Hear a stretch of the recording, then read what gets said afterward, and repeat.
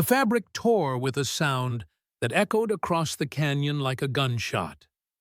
Nathaniel Hayes stood chest-deep in the churning waters, fragments of wet cloth clutched in his bloodied hands.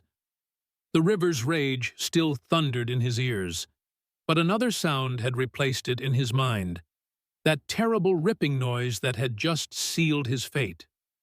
The woman he'd dragged from the current was breathing, alive.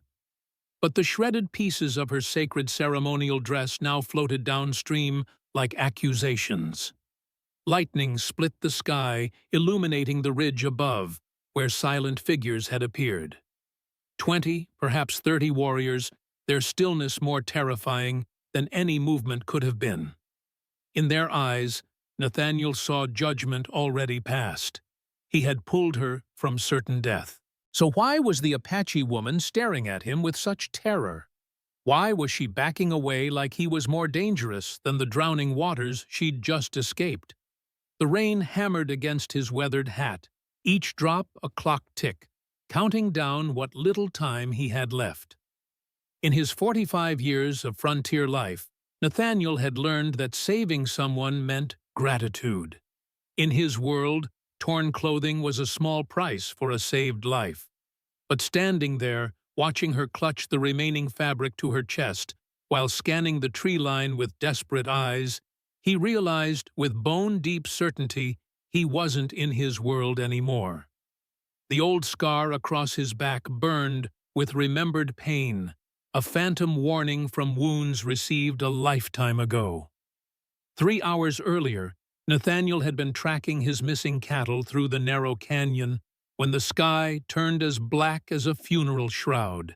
The wind carried a violence that bent the ancient pines nearly in half their roots, clinging desperately to the rocky soil. Any sensible man would have sought shelter, would have turned back toward the small ranch house he'd built with his own hands and waited for the fury to pass. Instead, he heard the screaming. In 15 years of frontier ranching, 10 years of cavalry service before that, and too many battles to count, Nathaniel Hayes had learned one truth.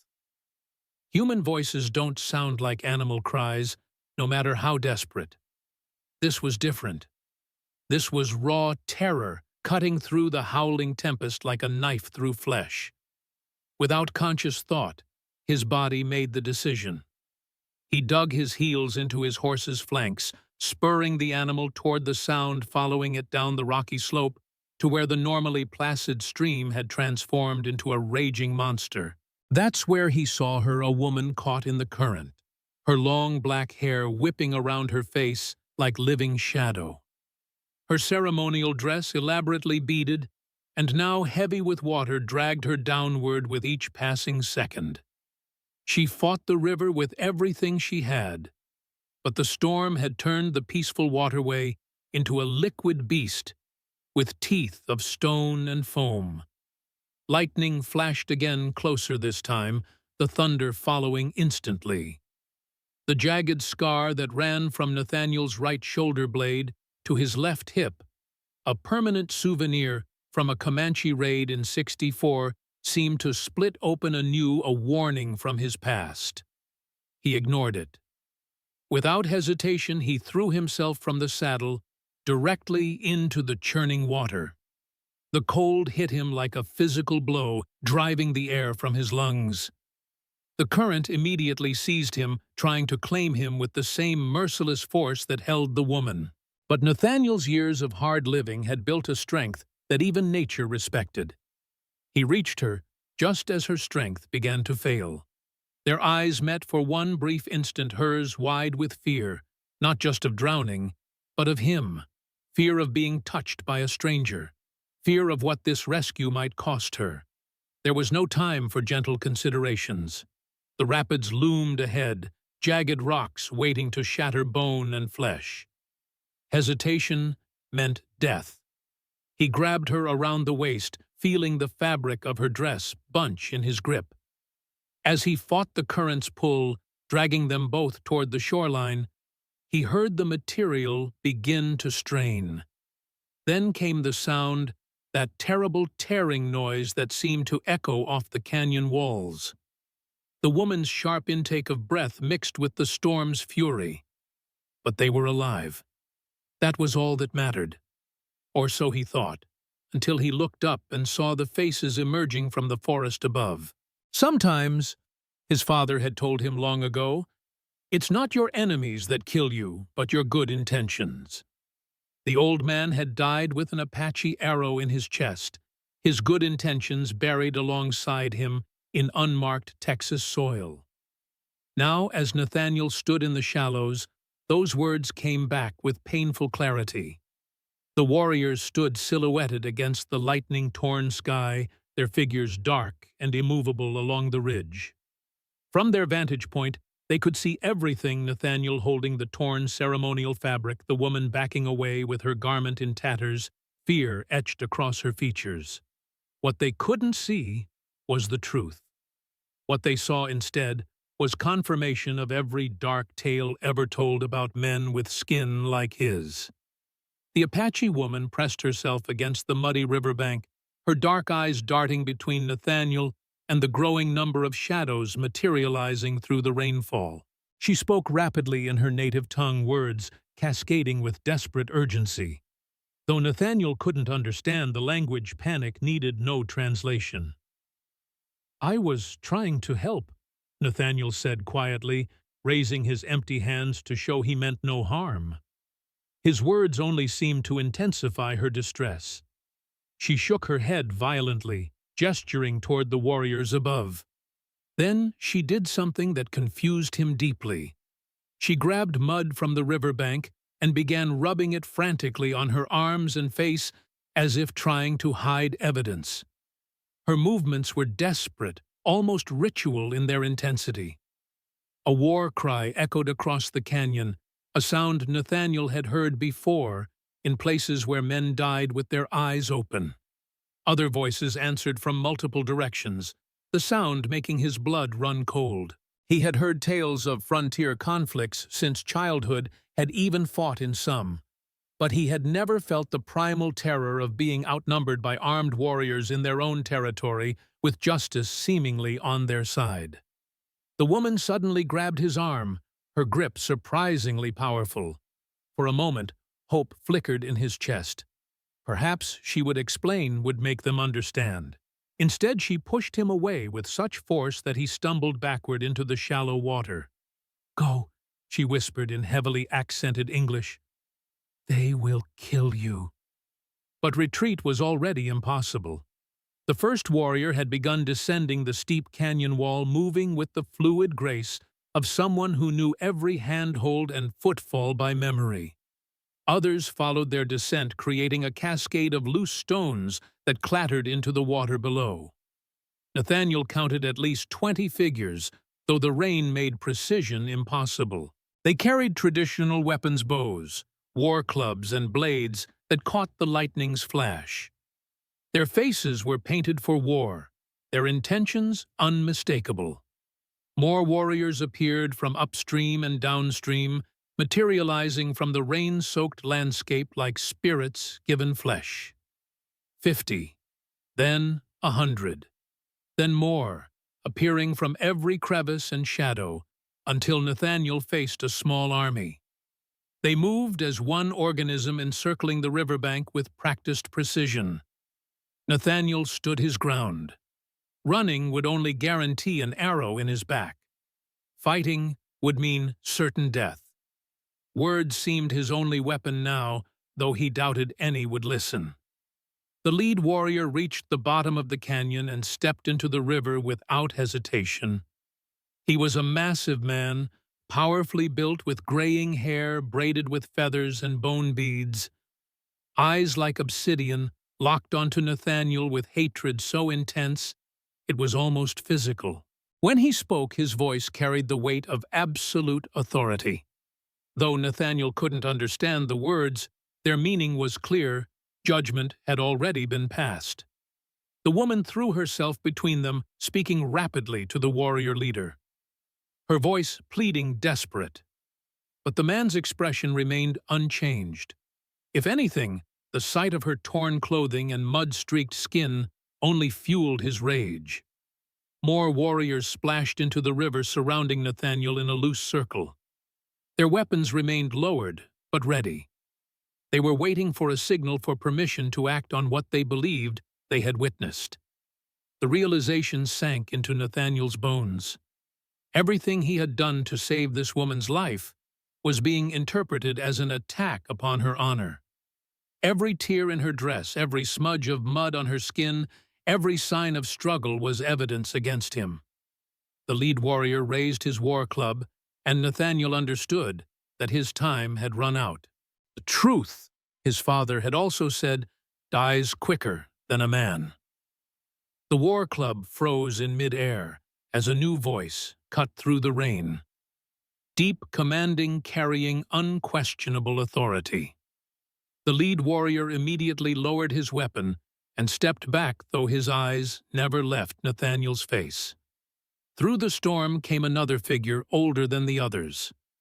Unlike the warriors with their paint and ready weapons, this man moved with the careful dignity of someone whose very presence commanded respect. He wore no war paint, but the eagle feathers in his silver-streaked hair and the intricate beadwork on his leather vest marked him as someone of great importance. The woman's entire body went rigid at his approach. She whispered a single word that carried both reverence and fear. Father. Makah, for Nathaniel, would later learn this was his name, surveyed the scene with eyes that had witnessed 40 summers of war and peace. He saw his daughter's torn clothing. The fear etched on her face, the white man standing in their sacred river, holding fragments of her ceremonial dress. He saw the circle of warriors poised for blood, and the tension that charged the air like lightning seeking earth. When he spoke, it was in his native tongue, but his tone required no translation. He was demanding answers, and he expected them immediately. The woman Kaya responded quickly, her voice unsteady. She gestured toward the river, toward Nathaniel, toward the torn fabric floating in the water. Her father listened without interruption, his expression darkening with each word like the storm clouds overhead. Nathaniel watched this exchange with growing dread. He could pinpoint the exact moment when Makah's face hardened into a mask of controlled rage. Whatever Kaya was telling him, it wasn't helping Nathaniel's cause. But then something unexpected happened. Kaya suddenly pulled off a leather pouch that hung around her neck and thrust it toward her father. Makah took it, examined its contents, and his entire demeanor shifted. The rage remained, but now it seemed directed elsewhere. He barked an order to his warriors. Several immediately began searching the riverbank, looking for something specific. Others spread out along the canyon walls, their eyes scanning the rocks and trees with newfound purpose. "What is it?" Nathaniel asked, though he doubted Makah would understand English. "What are they looking for?"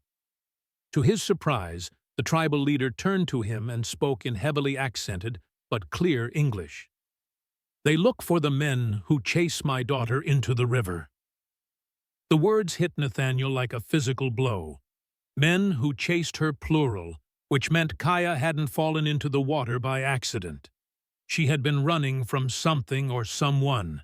"How many men?" Nathaniel asked, keeping his voice steady despite the cold that had settled into his bones. Makah's eyes narrowed, studying Nathaniel's face with the intensity of someone who had learned to read truth and lies in equal measure. "You do not know. You were not with them. I was tracking my cattle when I heard screaming. That's when I found her in the water." A long silence stretched between them, filled only by the sound of rain and the rushing river.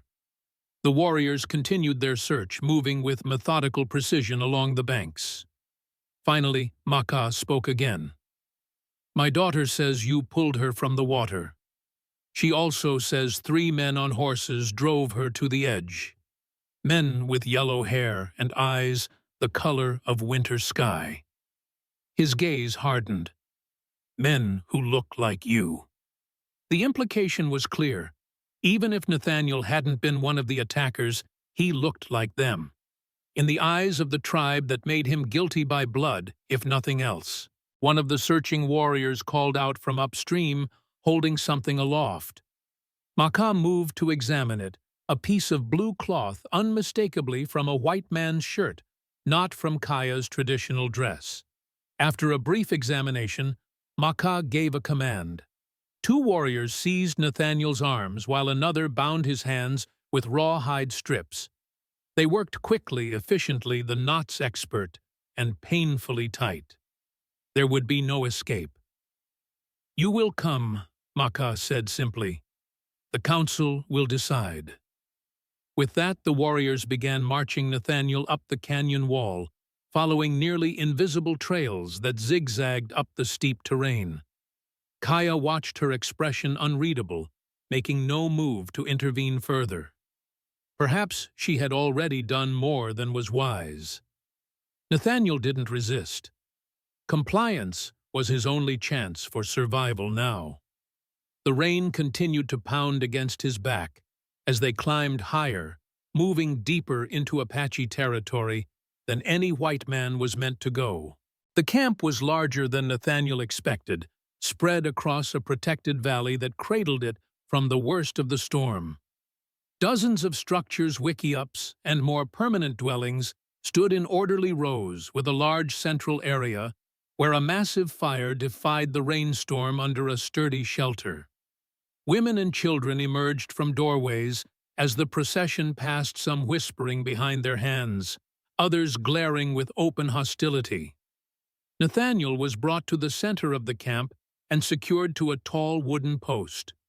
No shelter was provided against the elements as the storm continued to rumble overhead, though it had begun to weaken, the rain tapering as darkness fell. From his position, Nathaniel could observe the camp's activity. Makah and other elders gathered in a large structure nearby. Kaya was summoned inside. Though he couldn't hear their words, occasional raised voices suggested heated debate. An ancient woman approached him, her face a map of wrinkles and wisdom.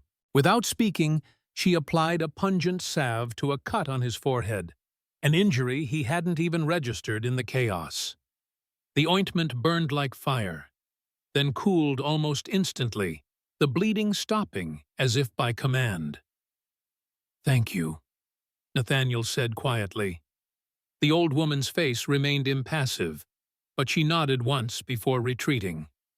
As night settled fully over the camp, torches were lit, casting flickering shadows across the muddy ground. Guards took position around the perimeter, occasionally casting wary glances toward him. The elders' council continued late into the night, their discussion apparently complex. Nathaniel tested his bonds cautiously. The rawhide was expert work, tight enough to prevent escape, but not so tight as to cut off circulation. These people knew the difference between a prisoner and a sacrifice. At least for now, he was the former rather than the latter. The moon rose nearly full, casting silver light across the camp. In its illumination, Nathaniel noticed something peculiar. Intricate tattoos on the arms of one of the guards' patterns, reminiscent of cavalry unit insignia from his war days. He was still pondering this when a shadow detached itself from the darkness. Kaya approached cautiously, checking that the guards weren't paying close attention. She carried a small water skin and what appeared to be flatbread. "You should not have saved me," she whispered, offering the water first. Nathaniel drank gratefully, the cool liquid washing away hours of thirst. "Leaving you to drown wasn't an option." "The elders debate your fate," she said, glancing nervously over her shoulder. "Some believe your story. Others think you are with the men who chased me." She offered the bread, which he managed to eat despite his bound hands. "They vote at sunrise." "Why were those men after you?" Nathaniel asked, keeping his voice low. Kaya's eyes darted toward the council lodge. "I followed them after they attacked our camp during the new moon ceremony. They took sacred things, killed 2 elders who tried to stop them. Exposure. She shook her head, the moonlight catching in her still damp hair. Not now. Before, maybe. They wore pieces of blue coat, but not full uniform. She hesitated, then reached into a small pouch at her waist. They dropped this. In the silver light, Nathaniel recognized a military button bearing the eagle insignia of the U.S. Army. But not just any button, it was from an officer's coat, specifically a lieutenant's. Something cold settled in his stomach, a feeling he hadn't experienced since the war. Where did you find this? Near the great oak where they stopped to divide what they had stolen, Kaya replied. One lost it when they argued about which way to go. Nathaniel knew the oak. She meant an ancient giant that marked the boundary between tribal land and the open territory leading toward Fort Carson. It also served as a known waypoint for travelers heading east. These weren't soldiers, Nathaniel said slowly, the pieces fitting together in his mind with terrible clarity. At least, not active-duty soldiers. Kaya leaned closer, curiosity overriding caution. How do you know this? Before he could answer, the soft crunch of footsteps on gravel alerted them to another presence. Kaya quickly concealed the button and stepped away from the post. Makah emerged from the shadows, his face unreadable in the moonlight. My daughter should not speak with the prisoner, he said in English, clearly intending Nathaniel to understand. Father, I was only— Go, Makah commanded, his tone brooking no argument. Kaya hesitated for just a moment before slipping away into the darkness. Makah circled Nathaniel, slowly studying him with the careful attention of a man who had survived countless threats through vigilance alone. You are not a soldier, he said finally.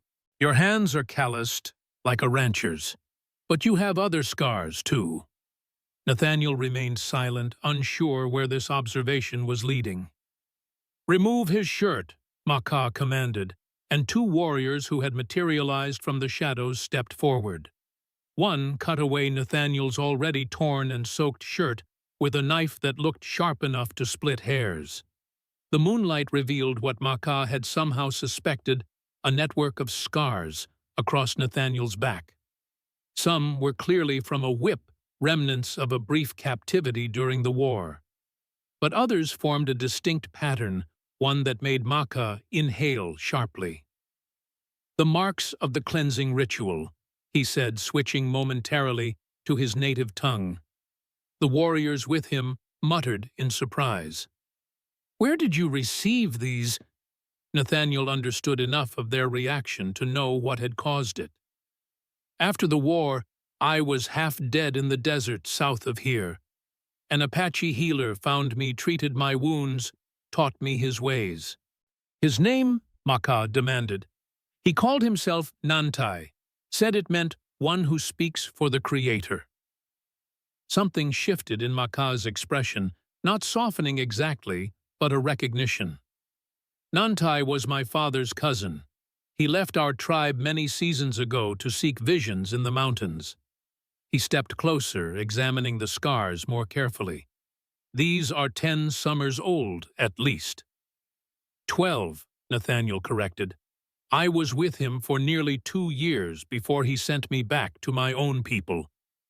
Makah fell silent, seemingly lost in thought, the only sound the occasional distant rumble of the retreating storm. Finally, he gestured to the warriors, who cut Nathaniel's bonds. You will remain under guard, Makah said. But you may sleep by the fire tonight. Tomorrow, the council decides your fate. With that, Makah turned and walked away, leaving Nathaniel to wonder if he had just been granted a reprieve, or simply a more comfortable last night alive. The guards led him to a small fire at the edge of the central gathering area. They provided a worn buffalo hide blanket and indicated he should sleep, though one remained vigilant nearby. Despite bone-deep exhaustion, sleep evaded Nathaniel. His mind kept returning to the military button Kaya had shown him and the dark possibilities it suggested. If his suspicions were correct, he knew exactly who had attacked the Apache camp. The same man whose face sometimes appeared in his nightmares. A man he had hunted across 3 territories before giving up the chase and retreating to the quiet life of a rancher. Lieutenant Everett Wade. The name alone was enough to bring back memories Nathaniel had spent years trying to bury, of a valley in Tennessee, of orders that should never have been given, of a confrontation that left too many dead, of a man who escaped justice while others paid the price.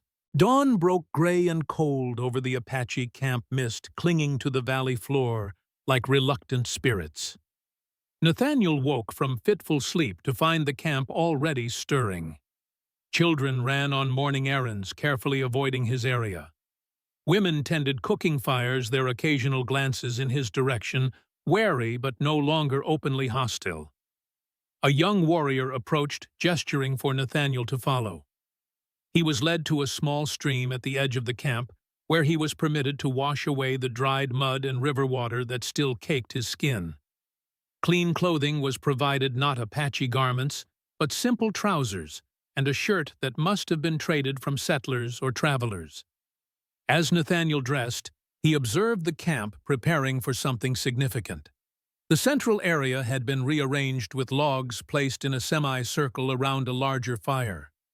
Elders gathered, their expressions solemn, their postures formal. This, he realized, would be the council that decided whether he lived or died.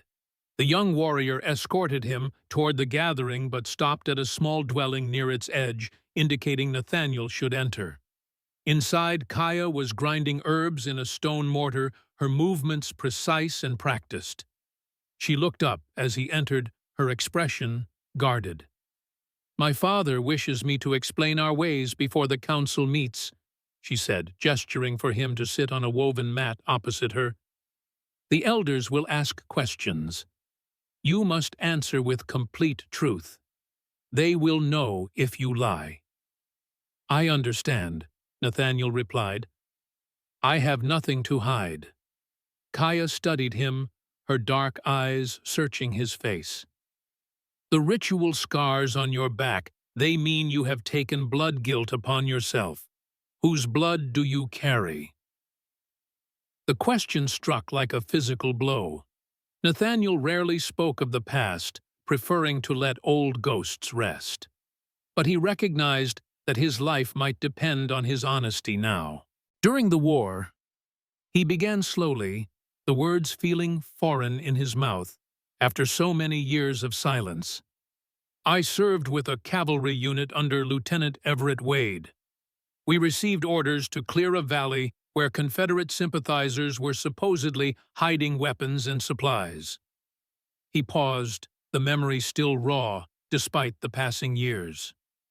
"When we arrived, we found only families, women, children, old men, no soldiers, no weapons cache, nothing to justify military action." His voice dropped to barely above a whisper. "Wade ordered us to proceed anyway, to make an example of the valley." The old familiar sickness rose in his gut as he continued. "Some of us refused. There was a confrontation. People died who shouldn't have." Nathaniel's voice became hollow. "I've carried that guilt ever since." Kaya's hands had stopped their work with the herbs. This Lieutenant Wade, was he a tall man with a scar here? She drew a line across her chin with her finger. Nathaniel looked up sharply. "Yes, how did you—" "The button I showed you," she said quietly. "It belonged to one of the men who attacked our camp, the leader. His face had such a scar." The confirmation hit Nathaniel like a physical blow. Wade was here in this territory. After 5 years, their paths had crossed again in the most unexpected way. "Wade is dangerous," Nathaniel said urgently. "If he's stolen sacred items from your people, it's not just for their value. He always has a larger purpose." "We know this," Kaya replied. "He took the warrior's Bible, Not a Christian book, but our record of sacred places and tribal history. It contains maps that only our people can read. Before Nathaniel could ask more questions, the dwelling's entrance flap was pushed aside. The young warrior had returned, speaking rapidly to Kaya in their native tongue. "It is time," she translated, rising to her feet. "The council awaits." The council fire blazed bright in the morning light, surrounded by 12 elders seated on logs arranged in a semicircle. Makah occupied the central position, his weathered face solemn beneath the eagle feathers in his hair. The rest of the tribe gathered around them, hundreds of eyes watching as Nathaniel was led to stand before the council. Kaya took a position slightly to one side, clearly serving as translator. Makah spoke first, his deep voice carrying easily across the hushed gathering. When he finished, Kaya turned to Nathaniel. "My father asks if you understand why you are brought before the council." "I believe so," Nathaniel replied, meeting Makah's gaze directly. "Your people found me with Kaya after her ceremonial clothing was damaged. It appeared I had harmed her." After Kaya translated, an elder with a face marked by old battle scars spoke up, his tone challenging. Kaya translated again. "Elder Nashoba asks why you were on Apache land. No white men are permitted here." "I wasn't aware I had crossed into your territory," Nathaniel answered truthfully. "I was tracking cattle that strayed during the storm. When I heard Kaya's cries for help, I only thought to save her from drowning." The questioning continued for nearly an hour, the sun climbing higher as Nathaniel explained his presence, his rescue of Kaya, and his history with Nantai. The elders listened impassively, occasionally conferring among themselves in low voices. Finally, Makah raised a hand, silencing the gathering. He spoke at length, his gaze fixed on Nathaniel throughout. When he finished, Kaya turned to translate. "My father says your story matches what the evidence shows. The tracks of 3 horses were found where I entered the river. Blue cloth was discovered that matches no garment in our camp. And your scars speak of a connection to our ways that cannot be easily dismissed." Makah spoke again, more briefly this time. "He says there is one way you can prove your true intentions," Kaya continued. "The men who attacked our camp and stole our sacred warrior's Bible must be found. If you help us recover what was taken and bring these men to justice, your life will be spared." Nathaniel understood immediately what was being offered, not freedom, but a chance to earn it. And perhaps something more important, a chance to finally bring Wade to justice for crimes both new and old. "I will help you," he said without hesitation. "But these men are dangerous. They're likely deserters from the U.S. Army, led by a man I've hunted before. They'll be armed with rifles and pistols." After Kaya translated, murmurs ran through the gathering. Makah raised his hand again for silence, then spoke directly to Nathaniel in his accented English. "We have 3 days before the new moon rises again. If our Bible is not returned by then, the spirits of our ancestors cannot be honored properly. The consequences for our tribe would be severe." His dark eyes bored into Nathaniel's. "You have until then to prove your worth. If you fail, or if you attempt to escape, you will die." Nathaniel nodded once, accepting the terms. "I'll need my weapons returned, and permission to send a message to a friend in town, someone who can help us track these men." Makah considered this request, then nodded. "Kaya will accompany you. 50 of our best warriors will follow. They will ensure you do not betray us." The council disbanded, the elders rising and moving away in small groups. The tribe began preparing for the hunt, warriors collecting weapons and provisions, women packing food supplies for the journey. Kaya approached Nathaniel, her expression unreadable. "You are either very brave or very foolish to agree so quickly." "Maybe both," Nathaniel replied. "But I've been trying to bring Wade to justice for 5 years. I won't waste this chance. This Wade, he truly is an evil man." A shadow crossed Nathaniel's face, memories of that day in Tennessee returning unbidden. The worst kind. He wears civilization like a mask, but has the soul of a predator. And he's smart, which makes him all the more dangerous. Kaya studied his face. "You carry much hatred for this man." "Not hatred," Nathaniel corrected, his voice low. "A debt that needs settling. Justice that's long overdue." She held his gaze for a moment longer, her dark eyes searching his. There was a tension between them, not hostility, but something more complex. Cultural barriers stood like invisible walls, even as mutual need pulled them into reluctant alliance. Her status as the chief's daughter and his position as a white man in Apache territory made even this simple conversation fraught with unspoken boundaries.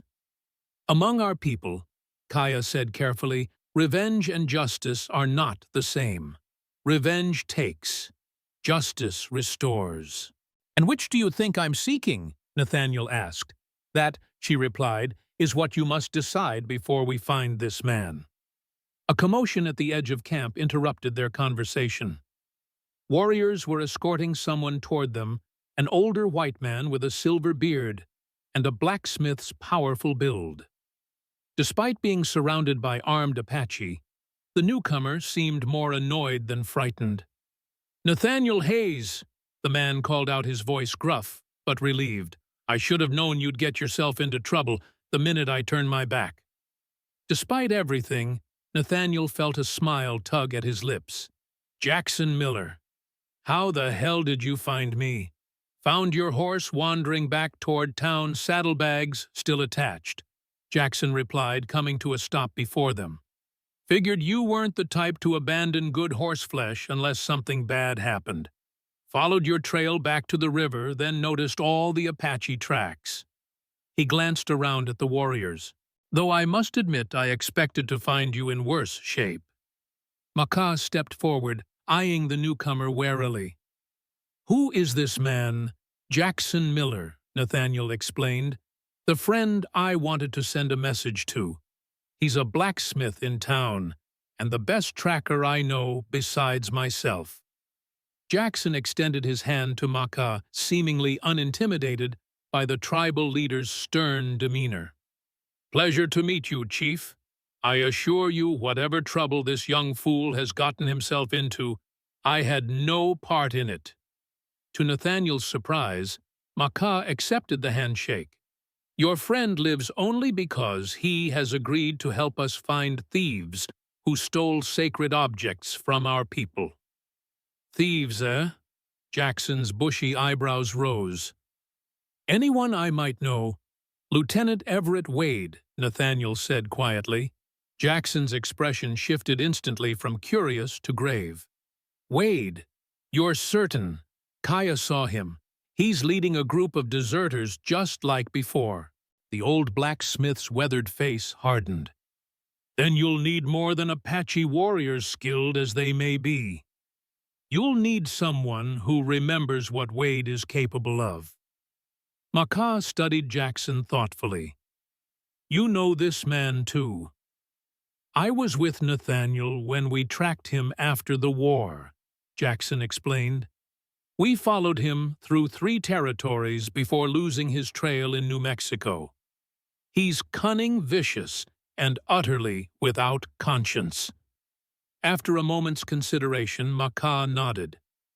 "You may join our hunt, old one. But know that if either of you betray us, neither will leave Apache land alive." "Understood," Jackson said solemnly. "But you should know we want Wade brought to justice as much as you do.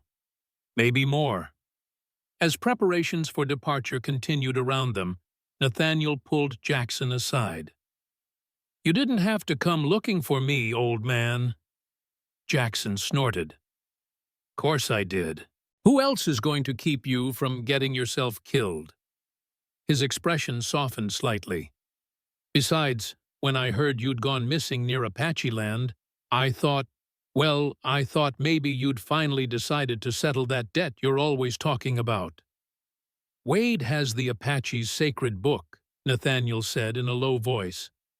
Kaya says it contains maps that only they can read.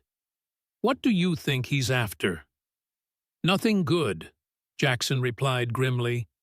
The question is, who's he planning to sell it to Wade? Never does anything unless there's profit involved. Their conversation was interrupted as Kaya approached leading 2 horses. We ride within the hour, she announced. Your weapons have been returned. Use them wisely. As Kaya moved away to continue preparations, Jackson watched her thoughtfully. Pretty girl. Seems smart, too. She's the chief's daughter, Nathaniel warned. And we're still technically prisoners. Details, details. Jackson chuckled, then grew serious again. Listen, Nate, if Wade really is behind this, you need to be prepared. This isn't just about stolen artifacts, or even justice for what happened during the war. This is your chance to finally lay those ghosts to rest. Nathaniel checked his revolver, ensuring it was clean and loaded, despite its dunking in the river. I'm not looking for redemption, Jackson. Maybe not, the older man replied, his voice carrying the weight of decades. But sometimes, redemption finds you anyway, whether you're looking for it or not. An hour later, they rode out from the Apache camp, Nathaniel and Jackson flanked by Kaya and 50 of the tribe's finest warriors. The morning sun had burned away the mist, revealing a sky of perfect, painful blue. But as they followed the trail toward the ancient oak, where Kaya had tracked the thieves, dark clouds were gathering on the distant horizon. A storm was coming, and this time it wouldn't be just wind and rain that threatened to wash away everything in its path. The desert morning stretched before them, vast and merciless. Heat already shimmered above the cracked earth, though the sun had barely cleared the eastern mesas. Nathaniel Hayes rode at the front of the procession beside Kaya, with Jackson Miller just behind. The 50 Apache warriors followed in formation, their horses' hooves raising dust that hung in the air like the ghosts of forgotten prayers. The tracks lead east, Kaya said, pointing toward a line of distant mesas that rose from the desert floor like the vertebrae of some ancient beast. Toward the place your people call Ghost Canyon. Nathaniel nodded, the leather of his saddle creaking beneath him. Good terrain for an ambush. High walls, limited escape routes. He studied the horizon with narrowed eyes. Wade's thinking hasn't changed. They had been following the trail for several hours, moving steadily away from Apache territory into the disputed lands where neither white settlers nor native tribes claimed absolute authority. It was a no-man's land of sorts, the perfect place for men who wanted to disappear. Jackson urged his horse forward, the animal snorting as it came alongside them. Something's gnawing at me about all this, he said, his voice low enough that only Nathaniel and Kaya could hear. Wade was always calculating, never took risks without good cause. Attacking an Apache camp, stealing sacred items, don't fit the pattern. The warrior's Bible is not a trinket, Kaya replied, a sharp edge to her voice. Her hand went instinctively to the knife at her belt. It contains the history of my people going back many generations, maps to places where the spirits of our ancestors dwell, knowledge that was never meant for outsiders. Nathaniel studied the horizon thoughtfully. Wade always had a talent for finding value where others saw nothing. If he took your book, he has a buyer in mind or a plan we haven't figured yet. The sun climbed higher as they rode, the heat intensifying until it felt like a physical weight pressing down upon them. Sweat trickled down Nathaniel's back, his shirt already soaked through. He kept his eyes on the trail, noting how the 3 sets of hoof prints had been joined by others along the way. Jackson had noticed two occasionally dismounting to examine the tracks more closely. 7 horses now, the old blacksmith announced after one such inspection. He knelt in the dust, his weathered fingers tracing indentations only he could see. And they're riding heavy, carrying more than just men and normal supplies. By midday, they reached the ancient oak. Kaya had mentioned, a massive tree that seemed impossibly old in a landscape where little grew tall. Its gnarled branches spread wide, offering rare shade in the desert expanse. The ground beneath it was disturbed, showing signs of recent activity. "This is where they divided what they stole," Kaya said, dismounting. Her moccasined feet made no sound as she touched the earth. "Where I found the button." Nathaniel slid from his saddle, stretching muscles stiff from hours of riding. The Apache warriors spread out, establishing a perimeter, while their leader, a stern-faced man named Nashoba, approached Makah for instructions. "Let's see what else they left behind," Nathaniel suggested, already scanning the ground with a tracker's eye. They searched methodically, examining the trampled earth beneath the oak's dappled shade. Jackson knelt to inspect something partially buried in the dirt, a discarded cigar stub, its end crushed, but still holding the faint scent of tobacco. "Army issue," he noted, holding it up. His nose wrinkled at the familiar smell. "The kind officers get, not the cheap stuff they give enlisted men." Kaya had moved to the far side of the tree, where she suddenly stopped, crouching to examine something on the ground. "Here," she called, her voice carrying an unusual urgency. Nathaniel joined her, finding a small piece of paper caught in the tree's exposed roots. It was torn from a larger document, with just a few words visible in a careful, educated script. "Northeast Ridge holds the key to..." "Part of a letter," Nathaniel said, carefully preserving the fragment. "Wade was careless, or in a hurry. Or it was deliberate," Jackson suggested, joining them. His old eyes narrowed suspiciously. "Wade doesn't make mistakes like this. Never did. He might be leaving a trail for someone to follow." "Not for us," Nathaniel replied grimly. "He doesn't know I'm in this territory." "Perhaps for his partners," Kaya offered. "The ones who have not yet joined him." For a moment, their eyes met, and Nathaniel saw a flash of something unexpected. A grudging respect, perhaps. Despite their cultural differences and the forced nature of their alliance, there was a growing recognition of each other's capabilities. A call from one of the warriors interrupted their speculation. He had found something else, a freshly dug hole beneath the tree's massive roots, recently refilled. The disturbed soil stood out against the hard-packed earth around it. Nathaniel and Jackson helped the warriors excavate, digging down several feet before uncovering a metal box. Makah approached as they pulled it from the earth, his expression guarded. The box was military issue, the kind used to transport sensitive documents during the war. It was locked, but a few minutes with Jackson's tools had it open. Inside was not what any of them expected. Rather than stolen Apache artifacts, they found papers, maps, land surveys, and a document bearing the seal of the United States government. Nathaniel examined them carefully, the paper crackling beneath his fingers. "These are territorial reports," he said, studying the maps. "Survey information about this entire region, water sources, mineral deposits, potential settlement areas." "Why would Wade bury government papers?" Jackson asked, peering over Nathaniel's shoulder, his breath smelling of the jerky they'd eaten for breakfast. "Because these aren't just any surveys," Nathaniel replied, his voice tight. "Look at the dates. These are from 5 years ago. And they're marked classified." Kaya looked between them, confusion drawing her brows together. "What does this mean?" Nathaniel's expression darkened. "It means Wade isn't just a deserter. He's been stealing government intelligence." He turned to Makah. "And if he took your sacred book, with its maps of Apache territory, he is creating his own map Makah finished, understanding dawning in his eyes. One that shows everything, both what the white man's government knows and what only the Apache know. A map like that would be worth a fortune to the right buyer, Jackson added, stroking his silver beard thoughtfully. Mining companies, railroad barons, even foreign governments.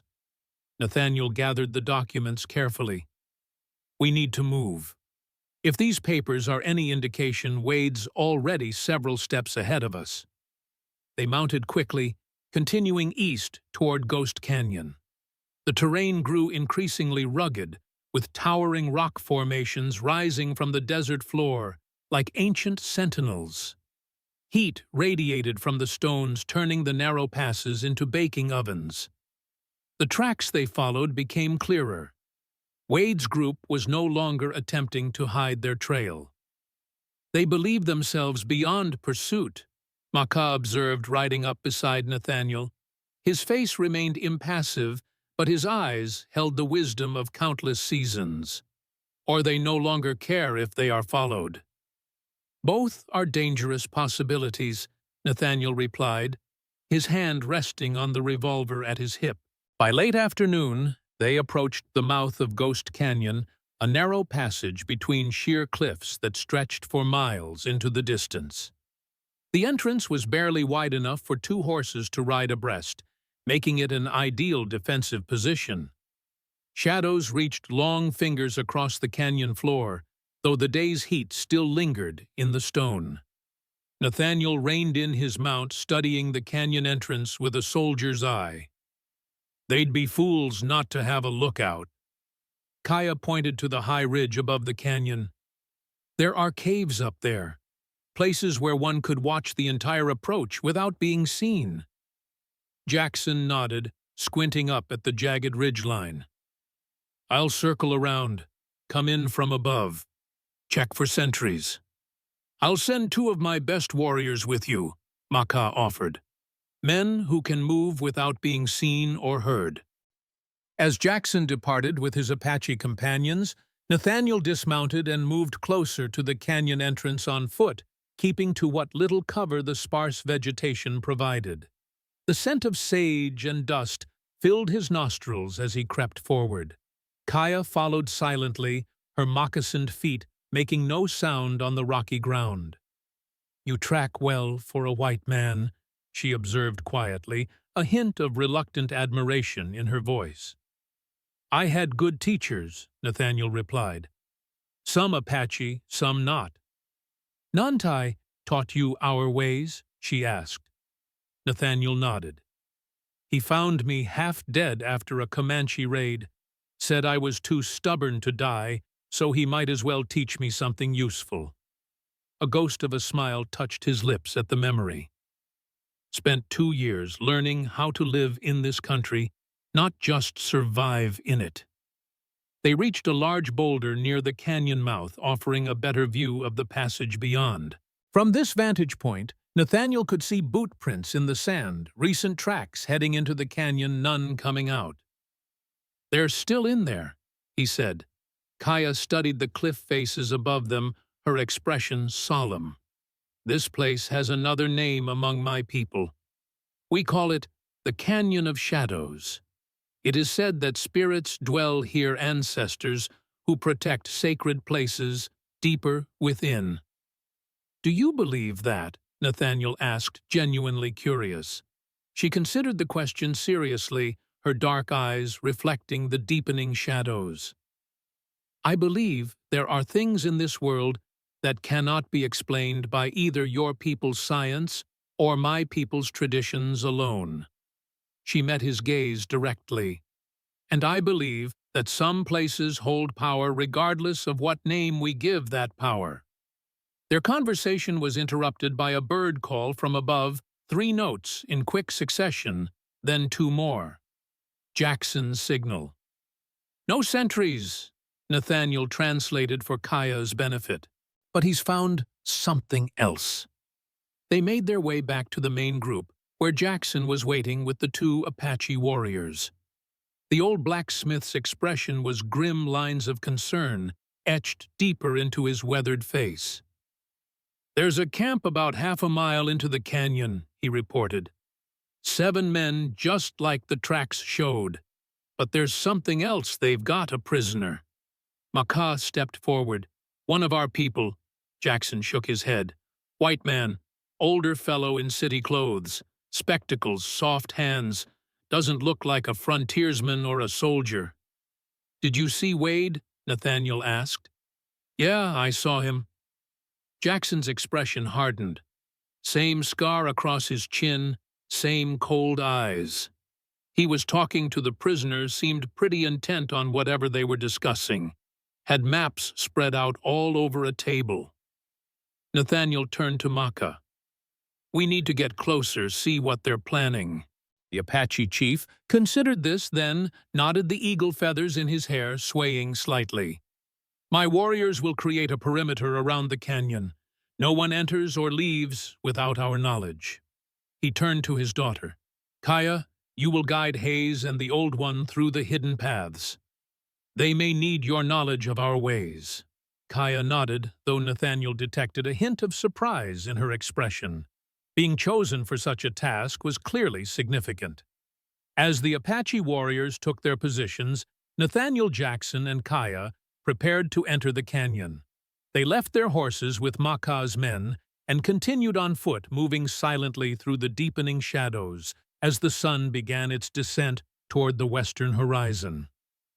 Kaya led them along a narrow path that hugged the canyon wall, occasionally disappearing into crevices that were nearly invisible until you were directly upon them. The path wound upward, providing access to ledges and caves overlooking the main canyon floor. "My ancestors used these paths to watch for invaders," Kaya explained in a whisper. "They allow one to move through the entire canyon unseen."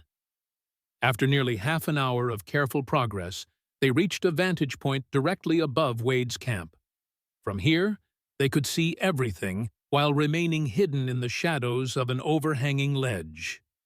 The camp was exactly as Jackson had described, 7 men, most wearing pieces of military uniform mixed with civilian clothes. Their weapons were laid out within easy reach, rifles, pistols, and enough ammunition to fight a small war. At the center of the camp was a makeshift table where maps and papers were spread out. Standing over these documents was Lieutenant Everett Wade himself. Nathaniel felt a cold fury settle in his chest at the sight of the man. Wade hadn't changed much in 5 years, still tall and lean, with the distinctive scar running across his chin, where a Confederate saber had marked him during the war. His blonde hair had darkened somewhat, and new lines marked his face, but his eyes remained the same pale blue and utterly devoid of compassion. Beside the table sat the prisoner Jackson had mentioned, an elderly man with a scholarly appearance, his hands bound before him. His clothes were dusty, but well made, suggesting someone of means rather than a frontier settler. Round spectacles perched on his nose, and his thinning gray hair had been combed neatly despite his circumstances. "Who's the old man?" Nathaniel whispered.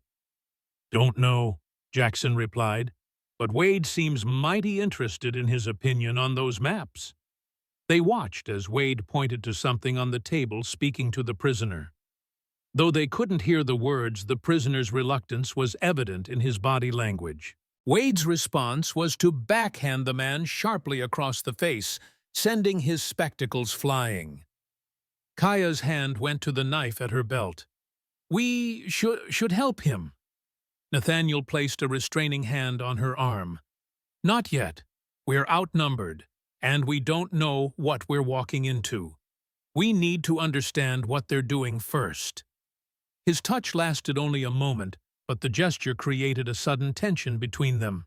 Kaya's expression shifted, her eyes flashing with momentary indignation at being restrained, followed by a reluctant acknowledgement of the tactical wisdom in his caution.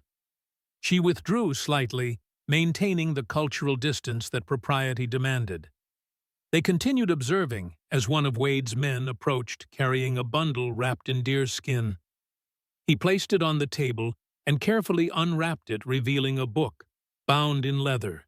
and adorned with symbols Nathaniel didn't recognize. "The warrior's Bible," Kaya whispered, her voice tight with emotion. "Our most sacred text." Wade opened the book, showing pages to the prisoner. The old man studied them, then reluctantly pointed to locations on the maps spread across the table. Wade nodded, making notations of his own. "He's using the prisoner to translate the book," Nathaniel realized. "Someone who can read Apache symbols." "A scholar," Jackson suggested. "Maybe from back east. There's been university types studying native languages and writing systems." As they watched, the activity in the camp shifted. 2 men began packing equipment, while others checked weapons. Wade gave orders, pointing in different directions. "They're preparing to move," Nathaniel said.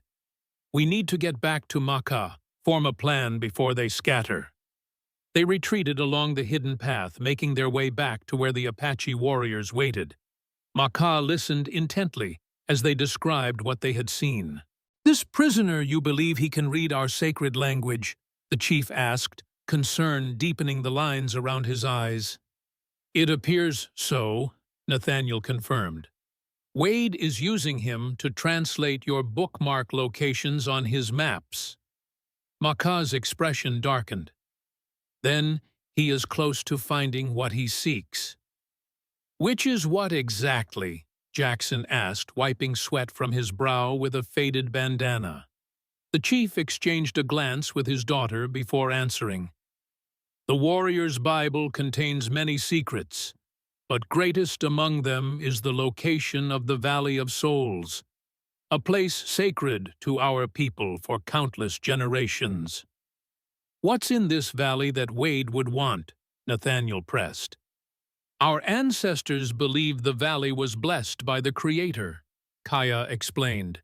"The soil there nurtures plants found nowhere else, plants with great healing power. But there is something else, something the white man would value more. Gold," Makah stated flatly. "The valley holds an ancient source of gold that our people have protected for generations. We do not mine it, for we believe the metal contains the spirits of our ancestors." Jackson whistled softly. "A gold deposit that's never been touched, that'd be worth killing for no doubt about it." "And worth selling information about," Nathaniel added. "If Wade has maps showing this location along with water sources and access routes from those government surveys, he could sell it to the highest bidder." Kaya finished, her jaw set in anger. The light was fading rapidly now, the canyon plunging into deep shadow as the sun disappeared behind the western ridges. Makah gathered his warriors, explaining the situation in their native tongue. After a brief discussion, he turned back to Nathaniel. "We will attack at dawn," the chief decided, "when their eyes are still heavy with sleep." Nathaniel shook his head. "Wade was a cavalry officer. He'll post sentries, rotate watches through the night, and if they're planning to move tomorrow, some may leave before dawn." "What do you suggest?" Makah asked, his tone suggesting he already knew the answer. "We go in tonight, a small group moving quietly. We free the prisoner, recover the warrior's Bible, and destroy Wade's maps before he can sell the information." Makah considered this, then nodded slowly. "Who will go?" "Me," Nathaniel said immediately. "Jackson. And Kaya. If she's willing, we'll need someone who knows those hidden paths in the dark." Kaya stepped forward without hesitation. "I will guide you. I will send 5 warriors as well," Makah added. "My best men who can move like shadows." With the plan set, they prepared for the night mission. The chosen Apache warriors painted their faces with dark pigments that would help them blend into the shadows. Nathaniel and Jackson checked their weapons revolvers with cloth wrapped around the hammers to muffle any sound knives for silent work. Kaya approached Nathaniel as he finished his preparations. "You have hunted this man before," she said. It wasn't a question. "What happened?" Nathaniel hesitated, the memories still painful after all these years. He rarely spoke of the past, but something in Kaya's direct gaze made evasion seem dishonorable. After what happened in Tennessee, the confrontation over his orders, Wade deserted. Took 2 loyal men with him. They headed west, robbing and killing along the way. The army wanted him brought in quietly. A rogue officer is bad for morale, so they asked me to track him. Because you knew him, Kaya surmised. Because I knew how he thought, Nathaniel corrected. Jackson joined me, and we followed Wade for nearly a year. Got close several times, but he always slipped away. Eventually, the army lost interest, too many other problems to worry about, and we returned to our lives.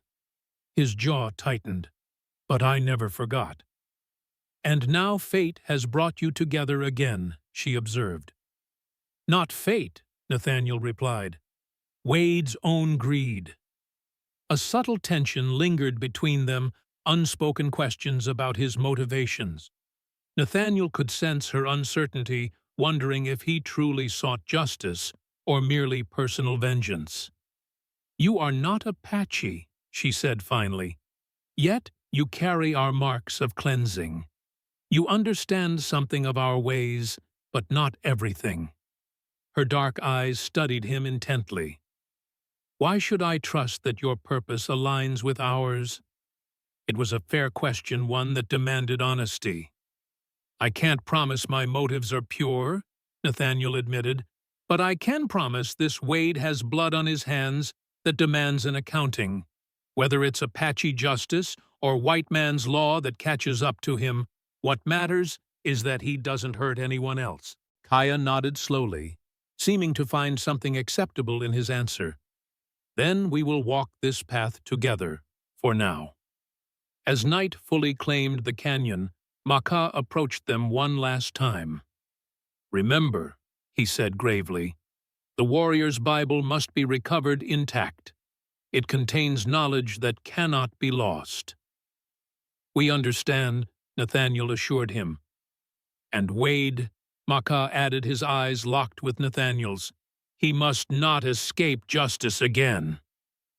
With those words hanging in the darkness between them, their small group set out following Kaya along the hidden paths of her ancestors.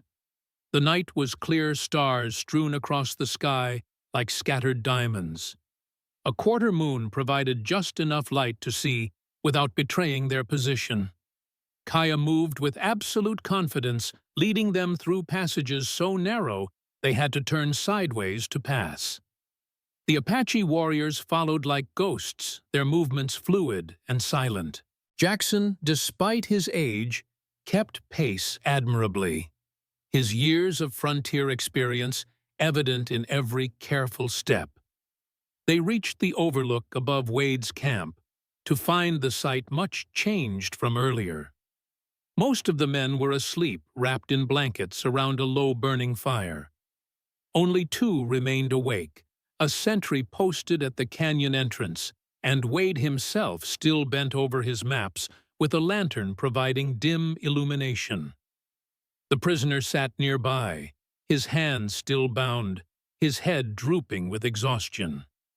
His spectacles had been repaired with a piece of string. The warrior's Bible lay on the table beside Wade's other documents.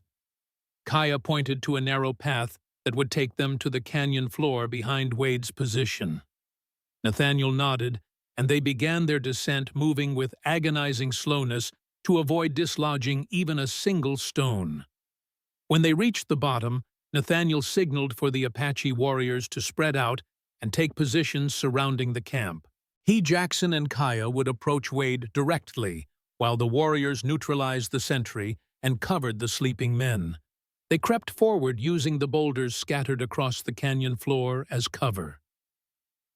20 yards from Wade's position, Nathaniel froze as the lieutenant suddenly stood, stretching his back. After hours, bent over the maps. Wade turned his gaze, sweeping the darkness beyond his lantern's glow. For a heart-stopping moment, Nathaniel thought he had been spotted. But Wade merely reached for a coffee pot sitting near the fire, pouring himself a cup before returning to his work. "Always did work through the night," Jackson whispered, his breath warm against Nathaniel's ear. "Some things don't change." They continued their approach until they were just outside the circle of light. Nathaniel could now see Wade's maps, clearly detailed renderings of the surrounding territories with newly added markings that presumably indicated locations from the warrior's Bible. Nathaniel drew his knife and prepared to rush forward when a voice suddenly called out from the darkness, "Lieutenant Riders approaching from the east." Wade's head snapped up, his hand instantly going to the revolver at his hip. "How many?" "Can't tell yet," the sentry replied. "At least 3, maybe more." Wade cursed quickly, gathering his papers. "Wake the men. Positions now." The camp erupted into activity as the sleeping men scrambled for weapons. The prisoner was roughly hauled to his feet by one of Wade's men, while another grabbed the warrior's Bible and other documents, shoving them into a saddlebag. "Change of plans," Nathaniel whispered to Jackson and Kaya. "We take them now before those riders arrive. Could be Wade's buyers." Without waiting for a response, Nathaniel signaled to the Apache warriors and burst from cover, his revolver aimed directly at Wade's chest. "That's far enough, Lieutenant." Wade froze, recognition flashing across his face like summer lightning. "Hayes?" A cold smile spread across his scarred features. "Well, isn't this an unexpected reunion?" The Apache warriors had emerged from the shadows, arrows nocked and aimed at Wade's men. 2 had already subdued the sentry, while the others covered the remaining deserters. "Tell your men to drop their weapons," Nathaniel ordered. Wade's eyes narrowed, calculating as always. "You're working with the Apache now. Hayes, how the mighty have fallen." He made no move toward his revolver, but neither did he order his men to disarm. "Last I heard, you'd settle down as a rancher. Seems you can't stay away from trouble." "The weapons, Wade. Now." A thin smile spread across Wade's scarred face. "You always were righteous, weren't you, even back in Tennessee? Always so certain of what was right and wrong." He made no move toward his revolver, but neither did he order his men to disarm. "Did you tell your new friends what happened there? How many died because of your principles?" "Enough!" Nathaniel snapped. "This ends now. You're going to return what you stole and face justice for your crimes." "Justice?" Wade laughed, the sound echoing off the canyon walls like the mocking call of a raven. "There's no justice out here, Hayes. Only survival and profit." His eyes shifted briefly to something behind Nathaniel. "And speaking of profit," the sound of approaching hoofbeats grew louder, and Nathaniel realized Wade was stalling. "Kaya, get the Bible," he ordered. "Jackson, cover me." But before any of them could move, a shot rang out from further down the canyon. One of the Apache warriors cried out, an arrow falling from suddenly limp fingers as he clutched at a bloody shoulder. Chaos erupted. Wade's men dove for cover, grabbing weapons as they moved. The Apache warriors loosed arrows, taking down 2 deserters before they could reach their rifles. Nathaniel fired at Wade, but the lieutenant had already dropped behind the table, upending it for cover. "Get to the prisoner!" Nathaniel shouted to Kaya, diving behind a boulder as bullets began flying from multiple directions. The approaching riders had reached the camp, 3 men in dusty trail clothes armed with rifles. They joined the fight immediately, targeting the Apache warriors with practiced precision. Jackson had taken cover behind a wagon wheel, his revolver barking as he engaged one of the newcomers. Kaya was moving like a shadow toward the prisoner, who had been forgotten in the confusion and was attempting to crawl away from the firefight. Nathaniel sought Wade through the smoke and chaos, but couldn't locate him. He cursed, realizing the lieutenant might be using the confusion to escape. He broke from cover, moving from boulder to boulder, trying to circle around to where he had last seen Wade. A bullet ricocheted off stone inches from his head, forcing him back to cover. From his new position, he could see Kaya reaching the prisoner, cutting his bonds with her knife. The old man looked terrified, but followed her willingly as she led him toward the canyon wall. One of Wade's original men spotted them and raised his rifle. Nathaniel fired twice his bullets, finding their mark. The man crumpled to the ground as Kaya and the prisoner disappeared into a narrow crevice in the canyon wall. The battle raged for several minutes, bullets and arrows flying through the night. The Apache warriors moved with incredible agility, using the terrain to their advantage. Two more of Wade's men fell to their arrows, while one of the newcomers lay motionless near the fire, Jackson's bullet in his chest. Nathaniel finally spotted Wade at the edge of the camp mounting a horse, while clutching a saddlebag. The warrior's Bible, he realized. Wade still had it along with his maps. "Wade!" Nathaniel shouted, breaking from cover and running toward the lieutenant. Wade saw him coming and spurred his horse, the animal rearing before bolting down the canyon. Nathaniel fired, but the distance was too great for accuracy in the poor light. "He's getting away," he called to Jackson, who had emerged from behind the wagon. "Go after him," the old blacksmith replied, reloading his revolver. "We'll handle things here." Nathaniel grabbed the reins of a nearby horse, one belonging to one of the fallen deserters, and swung into the saddle. The animal protested briefly before responding to his commands, galloping after Wade's retreating figure. The chase led deeper into the canyon, away from the firefight behind them. Nathaniel pushed the horse hard, gaining ground on Wade, whose mount was burdened with saddlebags.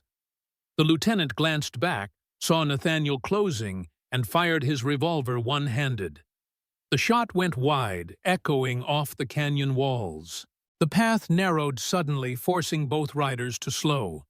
Wade took advantage of the momentary reprieve to fire again, more carefully this time. Nathaniel felt the bullet tug at his sleeve, but kept coming. Ahead, the canyon widened into a circular space, ringed by towering cliffs, a natural amphitheater of stone. Moonlight spilled into the open space, turning the sand silver and the shadows into pools of ink.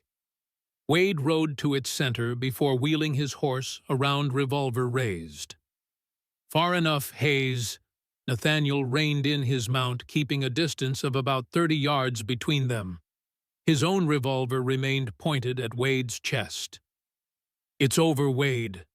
There's nowhere left to run." Wade smiled, that same cold expression Nathaniel remembered from years ago. "There's always somewhere to run in this country. It's big enough to swallow a man whole, let him reinvent himself." He patted the saddlebag draped across his horse. "Especially when he has something valuable to trade." "The warrior's Bible doesn't belong to you," Nathaniel said. "Neither do those government surveys you stole." "Remarkable what people will pay for the right information," Wade replied conversationally, as if they were discussing business over drinks, rather than facing each other with drawn weapons. "Did you know there are foreign interests who would give a fortune for detailed knowledge of this territory? British, French, even the Spanish from Mexico." "You'd sell American secrets to foreign powers?" Nathaniel asked, genuine disgust in his voice. "I'd sell whatever people are willing to buy," Wade corrected. "It's just business, Hayes. The same business this country was built on, taking advantage of opportunities others are too squeamish to grasp." "Like massacring civilians in Tennessee." Nathaniel's voice had gone dangerously quiet, a stillness that anyone who knew him would recognize as far more threatening than rage. "Was that just business, too?"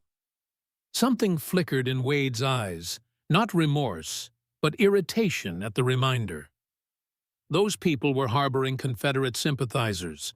The orders were valid. They were families, children. Casualties of war, Wade dismissed. But that's ancient history now. I've moved on to more profitable ventures. He gestured with his revolver. You should have done the same instead of chasing ghosts all these years. It ends tonight, Nathaniel stated firmly. One way or another. A stillness fell between them, broken only by the soft snorting of their horses and the distant sounds of the firefight at the camp.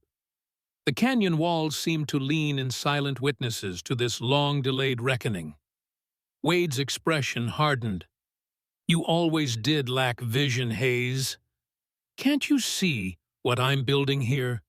With these maps, these locations, a man could carve out his own kingdom. The government doesn't even know what's out here yet. His voice took on a fervent quality Nathaniel had never heard before. The Apache have been sitting on a gold mine, literally, and I'm the only white man who knows exactly where it is. You're a deserter and a murderer, Nathaniel replied. The only thing you're building is a gallows.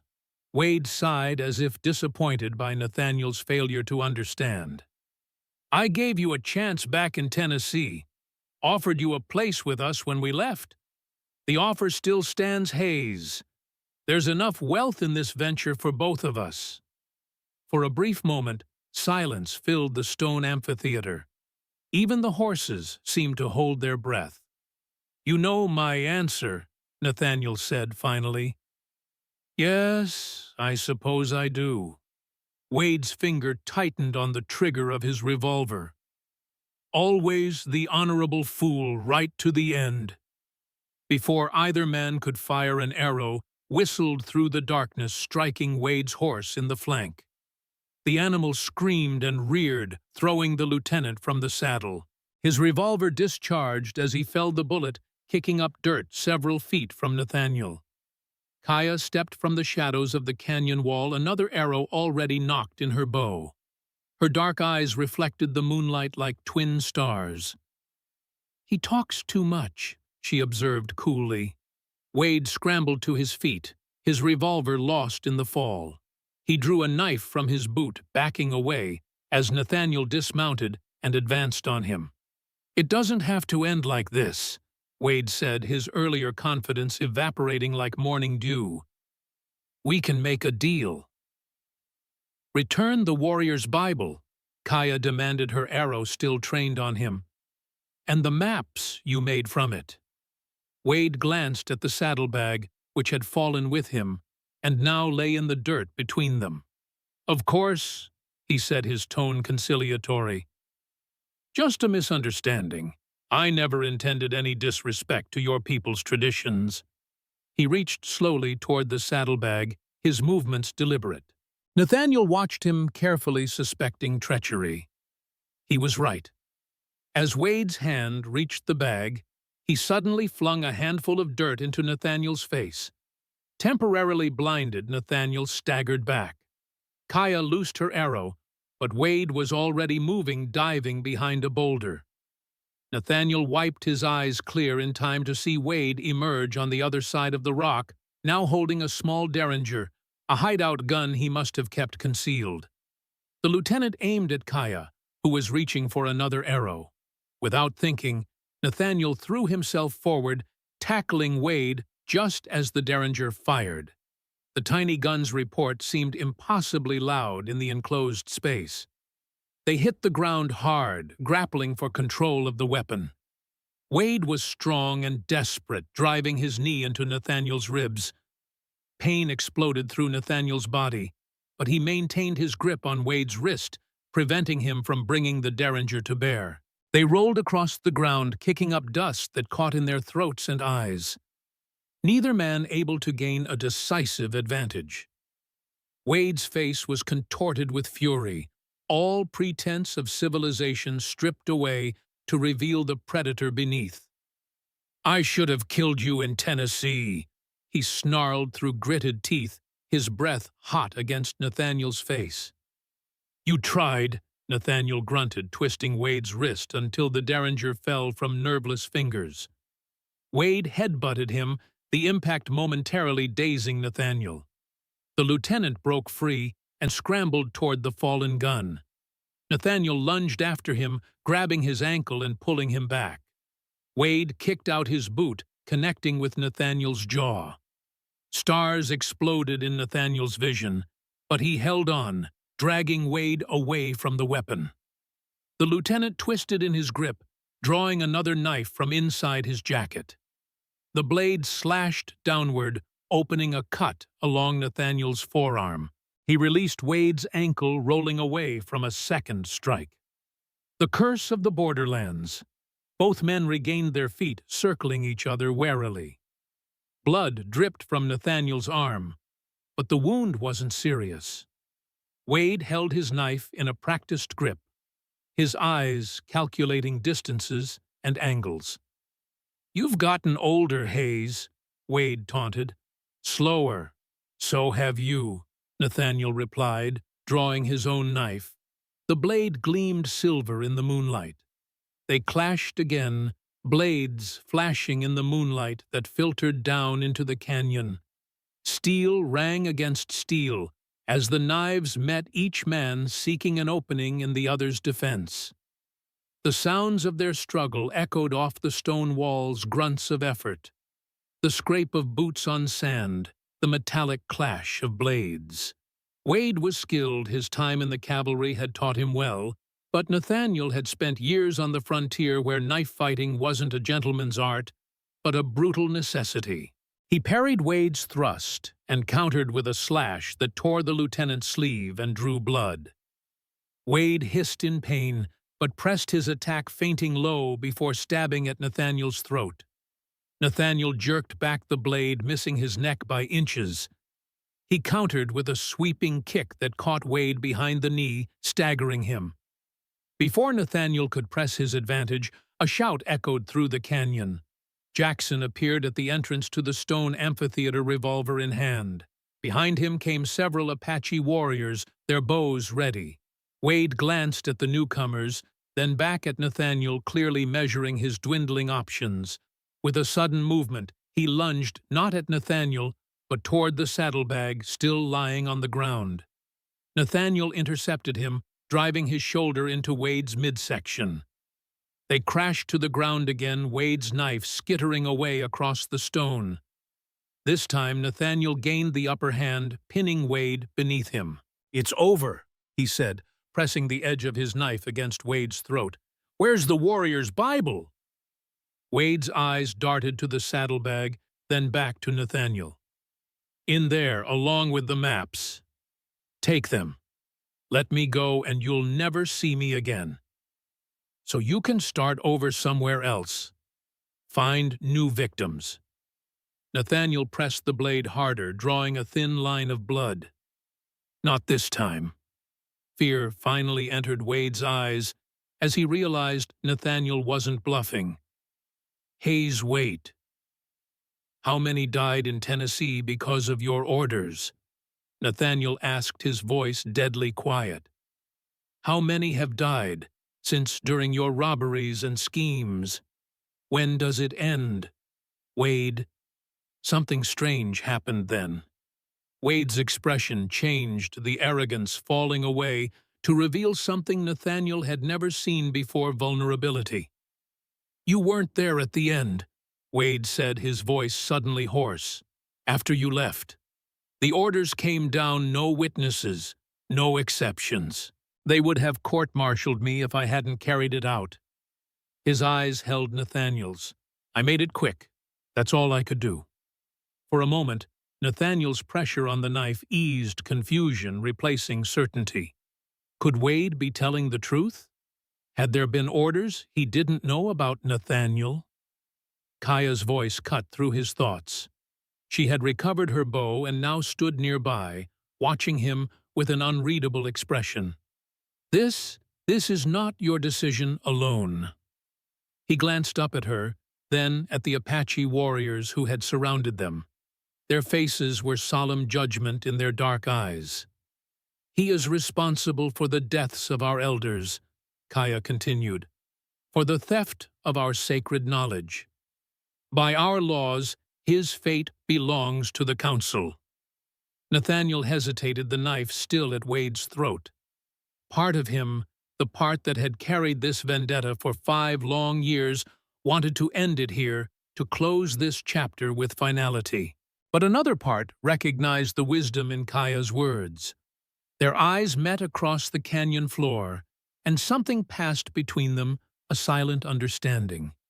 In that moment, the cultural barriers between them seemed to thin, allowing a glimpse of mutual recognition. Justice was bigger than his personal vengeance. Slowly he withdrew the blade and stood hauling Wade to his feet. "You'll face Apache justice," he told the lieutenant. "And then, if you survive that, you'll answer to the U.S. Army for desertion and treason." Wade's face had gone pale, whether from the prospect of Apache justice or the mention of treason was unclear. Two warriors stepped forward to bind his hands while Jackson retrieved the fallen saddlebag. "The Bible's here," the old blacksmith confirmed carefully, removing the leather-bound volume, along with Wade's maps and notes. Kaya took the sacred book reverently, running her fingers over its symbols. "It appears undamaged," she said with relief. Nathaniel turned to Wade, who stood defeated between his captors. "Who were those men who joined your camp, the ones who arrived during the fight?" Wade hesitated, then shrugged as if the information no longer mattered. "Representatives from a British mining consortium. They were going to purchase the location of the gold deposit." "For how much?" Jackson asked, curious despite himself. $20,000, Wade replied, a hint of his former arrogance returning, with another $30,000 upon verification of the claim. Kaya looked disgusted. "You would sell our sacred valley for money." "I'd sell anything for the right price," Wade admitted. "That's the difference between men like me and men like Hayes. I understand that everything has its value. Everything can be bought and sold." "Some things are beyond price," Nathaniel said quietly, his eyes meeting Kaya's. In that moment of connection, something passed between them, a recognition, perhaps, that despite their different worlds, they shared certain truths that men like Wade would never understand. They led Wade back through the canyon toward the main camp, where the remaining Apache warriors had secured the surviving deserters. The brief, violent battle had left 3 of Wade's original men dead, along with 2 of the British representatives. The 3rd Englishman sat wounded but alive under guard alongside the remaining deserters. The prisoner Wade had been forcing to translate had been moved to safety during the fighting. He now sat by the fire accepting water from one of the warriors. He looked up as they approached, his scholarly face lighting with recognition at the sight of Jackson. "Miller? Jackson Miller. Good heavens, is that you?" Jackson squinted at the man in surprise.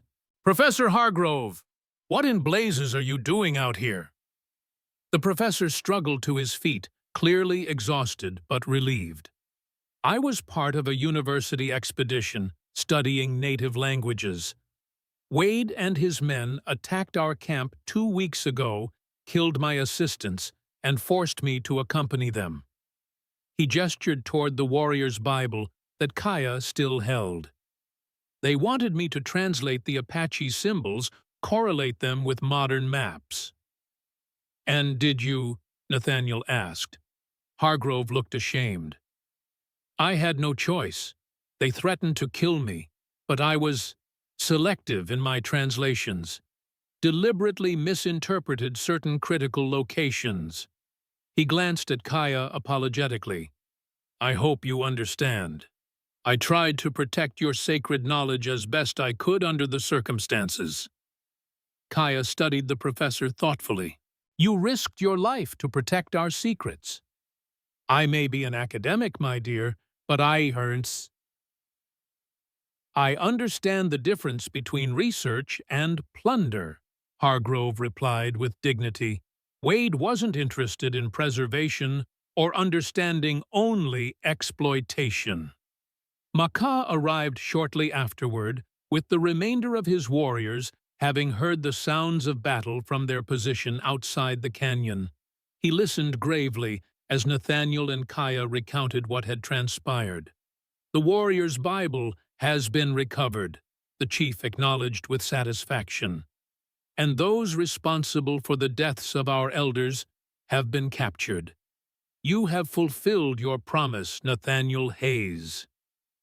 "What will happen to Wade and his men?" Nathaniel asked. Makah's expression was solemn. "They will be brought before the tribal council. Their fate will be decided according to our traditions." "And what does that mean exactly?" Jackson inquired cautiously. "Justice," Makah replied simply, "not revenge." As they prepared to return to the Apache camp, Nathaniel found himself standing apart from the others, watching as Wade and the other prisoners were secured for the journey. The lieutenant met his gaze across the distance, his eyes still calculating even in defeat. Kaya approached, standing beside Nathaniel in silence for a moment before speaking. "The debt you carried, is it settled now?" Nathaniel considered the question carefully. "Part of it," he admitted. "Wade will answer for his crimes, but that doesn't bring back those who died in Tennessee. Or here." "No justice can return the dead to us," Kaya said softly. "But it can prevent more deaths in the future." "Is that enough?" Nathaniel asked, more to himself than to her.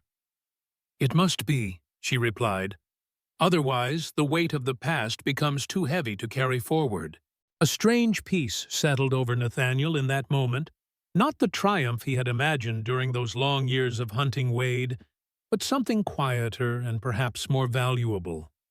The burden he had carried for so long hadn't disappeared entirely, but it had shifted somehow, becoming something he could bear. They stood together as the eastern sky began to lighten, the first hint of dawn touching the canyon walls with gold. The storm that had been gathering on the horizon the previous day had dissipated without breaking, but in its place came a sense of something else approaching, not an ending, but a transition from one chapter to another. As they mounted up to return to the Apache camp, Nathaniel found himself riding beside Professor Hargrove, who seemed eager for conversation after his ordeal. "Miller tells me you were once in the cavalry," the professor said, "under Wade's command." "Briefly," Nathaniel acknowledged. "Then you understand what drove him, the belief that progress justifies any means." Hargrove shook his head sadly. "I've seen it too often in my work. Men who view native cultures as obstacles rather than civilizations with their own wisdom and value." "Wade didn't care about progress," Nathaniel replied. "Only profit." "Perhaps," Hargrove conceded. "But he represented something larger, the hunger that devours everything in its path, leaving nothing for future generations." They rode in silence for a while, the professor apparently lost in thought. Finally he spoke again, his voice quieter. "The Apache have preserved knowledge in that book that our universities are only beginning to understand: medicinal plants, sustainable living practices, harmony with natural cycles. Wade saw only gold, but the real treasure was the wisdom he couldn't recognize." Nathaniel glanced ahead to where Kaya rode alongside her father, the warrior's Bible secured safely in her saddlebag. "Some treasures aren't meant to be taken," he said, "only respected." Hargrove smiled faintly. "A philosophy more of us would do well to adopt, Mr. Hayes." The sun had fully risen by the time they reached the mouth of the canyon, illuminating the desert landscape in brilliant color. Ahead lay the journey back to the Apache camp, where Wade and his men would face tribal justice. Beyond that, Nathaniel couldn't see clearly, but for the first time in years, the future seemed to hold possibilities rather than merely echoes of the past. The weight he had carried since Tennessee hadn't disappeared entirely, but it had shifted somehow, becoming more bearable with each mile that carried them toward whatever waited beyond the horizon. Dawn painted the desert in hues of gold and amber, as the procession made its way back to the Apache camp. Nathaniel rode at the front alongside Makah, with Kaya just behind them. The prisoners Wade and his surviving men followed under heavy guard. Their hands bound, their expressions grim. The journey was made largely in silence, each person lost in their own thoughts. Nathaniel found himself watching Kaya, noticing how she rode with the same quiet dignity as her father, her back straight, her eyes constantly scanning the horizon. The warrior's Bible remained secure in her saddlebag, occasionally drawing her protective glance. He became aware that she had caught him watching her. She held his gaze for a moment, her expression guarded but not unwelcoming. Then, with subtle deliberateness, she guided her horse closer to his. "You have questions," she stated. "Many," Nathaniel admitted. "About your people, about what happens now." "What happens now," Kaya echoed, "is justice according to our ways. Not execution as you might expect from your courts, but something that restores balance." Nathaniel nodded slowly. "I've experienced your justice once before." "Yes?" she acknowledged, glancing briefly at his back, where the ritual scars lay hidden beneath his shirt. "But as a recipient, not a witness, it will be different." By midday, they reached the ancient oak that marked the halfway point to the Apache village. They stopped to rest the horses and tend to wounds. Professor Hargrove sat beneath the tree's sprawling canopy, deep in conversation with Jackson. The old blacksmith was nodding intently, his weathered face animated as they discussed the symbols in the warrior's Bible. Nathaniel approached Wade, who sat apart from the others, his back against a sun-baked boulder. The lieutenant's wrists were bound before him, but he maintained an air of detached observation, as if he were merely a spectator to his own capture. "You never asked what happened to the others," Nathaniel said, handing Wade a canteen. Wade drank deeply before answering. "What others?" "The men who followed you after Tennessee, Jennings and Walsh." A flicker of something, perhaps regret, crossed Wade's face. "Jennings caught a bullet in New Mexico. Bandits, not your doing." He handed back the canteen. "Walsh, last I heard, he'd settled somewhere in California, found religion of all things." Nathaniel studied the man who had haunted his conscience for 5 years. "Why this? Why the Apache? You could have disappeared anywhere." Wade gazed out across the desert landscape. "You ever heard of the Valley of Souls before yesterday, Hayes?" Nathaniel shook his head. "Neither had I until about 6 months ago." A ghost of a smile touched Wade's lips. "Was in a saloon in Santa Fe when I overheard a drunk prospector talking about a valley filled with gold that the Apache wouldn't touch because they thought it was haunted." He shrugged. "Figured it was just another tall tale until I started asking questions. Right people, right prices. Information has a way of surfacing."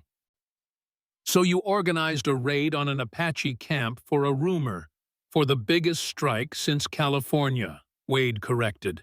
The prospector had seen it with his own eyes, gold, just sitting there waiting to be claimed. But he couldn't find his way back without Apache guidance. He leaned forward, his voice lowering. "Think about it, Hayes. An untouched deposit, protected only by superstition. Worth millions." "And worth killing for?" Nathaniel asked, his voice hardening. Wade leaned back, his expression closing. "We're all dying anyway. Might as well make it count for something." "Is that what you told yourself in Tennessee?" Wade's eyes flashed. "We've already had this conversation, Hayes. Nothing changes." Nathaniel was about to respond when Kaya approached, her expression guarded. "My father wishes to speak with you," she said. Leaving Wade to his contemplation, Nathaniel followed Kaya to where Makah stood at the edge of the oak's shadow. The Apache chief's face was grave, his eyes reflecting the burden of leadership. "We will reach our village by nightfall," Makah said without preamble. "The council will convene tomorrow to decide the fate of the prisoners." Nathaniel nodded. "What happens then?" "Justice," Makah replied simply. "But before that, there is another matter we must discuss." He glanced at his daughter. "The Valley of Souls." Kaya shifted uncomfortably. "Father, the sacred places must sometimes be spoken of, even to outsiders," Makah finished gently, "especially when they have shed blood to protect our secrets." He turned back to Nathaniel. "The valley Wade seeks is real. The gold within it is real. But there is something he does not know, something even the warrior's Bible does not reveal." "Which is," Nathaniel prompted when the chief fell silent. "The valley is cursed." Makah said, his voice dropping to little more than a whisper. "Not by spirits or gods, but by the earth itself. The plants that grow there, the healing plants." Kaya mentioned they thrive because the soil contains something that makes them powerful. But this same substance poisons the water, turns men's minds to madness if they stay too long. "You've seen this?" Nathaniel asked. Makah nodded solemnly. "Many generations ago, before my grandfather's time, a group of young warriors defied the elders and entered the valley seeking to bring out gold to trade with Mexican settlers. None returned as they had entered. Some died, others came back, changed, violent, their thoughts scattered like leaves in the wind." "Mercury," Professor Hargrove interjected, having approached quietly during their conversation. "Forgive my interruption, but what you're describing sounds like mercury poisoning. It's often found with gold deposits." Makah regarded the professor with interest. "You know of this poison?" "Indeed," Hargrove nodded.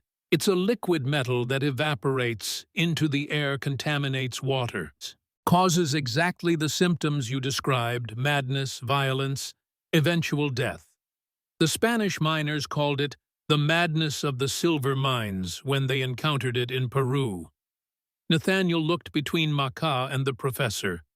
"So the valley is actually dangerous, not just spiritually significant." "Both," Kaya said firmly. "The danger is real, but so is the sacred nature of the place. Our ancestors recognized the danger and declared it forbidden ground, a place where the boundary between this world and the spirit world grows thin." Makah nodded in agreement. "Which is why the location must remain secret, not just to protect our sacred sites, but to protect those who would enter unwittingly." "Wade doesn't know this," Nathaniel realized. "He's planning to sell the location to miners who would rush in blindly and poison themselves, poison the land downstream, poison anyone who uses the water." Hargrove added grimly, "I've seen mercury's effects. It's not a quick or merciful death." Makah's expression hardened. "Another reason why these men must face our justice. Their greed would bring suffering far beyond our borders." The conversation was interrupted by a call from one of the Apache scouts. Riders were approaching from the east, at least a dozen moving fast. "Soldiers," Jackson said, shading his eyes against the midday sun. "Cavalry patrol by the looks of them." Makah barked orders in Apache, and warriors quickly moved to defensive positions. Wade and the other prisoners were hustled beneath the oak, surrounded by guards with arrows nocked. "What's the army doing out here?" Nathaniel wondered aloud. "We're well off the main patrol routes." "Perhaps looking for their missing lieutenant," Hargrove suggested, glancing toward Wade. Nathaniel turned to Makah. "Let me speak to them. There's no need for bloodshed." The chief considered this, then nodded. You and the professor. No weapons. The rest of us will remain hidden until we know their intentions."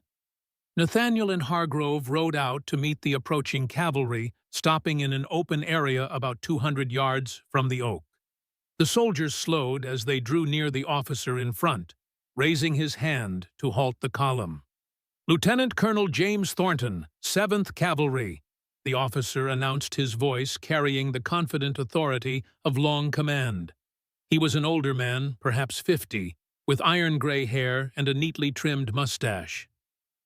"Identify yourselves." "Nathaniel Hayes," Nathaniel replied, then gestured to his companion. "Professor William Hargrove of Eastern University." Thornton's eyebrows rose slightly. "Hayes?" "The same Hayes who served with the 3rd Cavalry during the war." "The same," Nathaniel confirmed, surprised at the recognition. "Thought so." Thornton nodded. "Your name came up in connection with our current mission."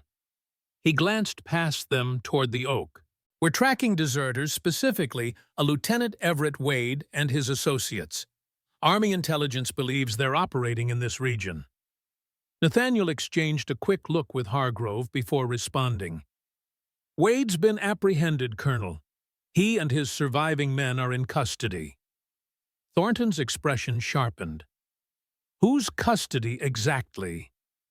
"The Apache," Nathaniel answered honestly. "Wade attacked their settlement, killed several elders, and stole sacred artifacts. They captured him last night with our assistance." A murmur ran through the cavalry soldiers. Thornton silenced them with a glance before turning back to Nathaniel. "I see. And where are these Apache now?" "Nearby," Nathaniel said carefully. "Watching us." Thornton nodded, as if this were exactly what he expected. "I'll need to speak with their leader. Wade is wanted by the United States Army for desertion, theft of government property, and suspected treason. He must be remanded to our custody immediately." "And that may be difficult," Hargrove interjected. "The Apache have their own justice system, Colonel. By their laws, Wade committed crimes on their sovereign territory."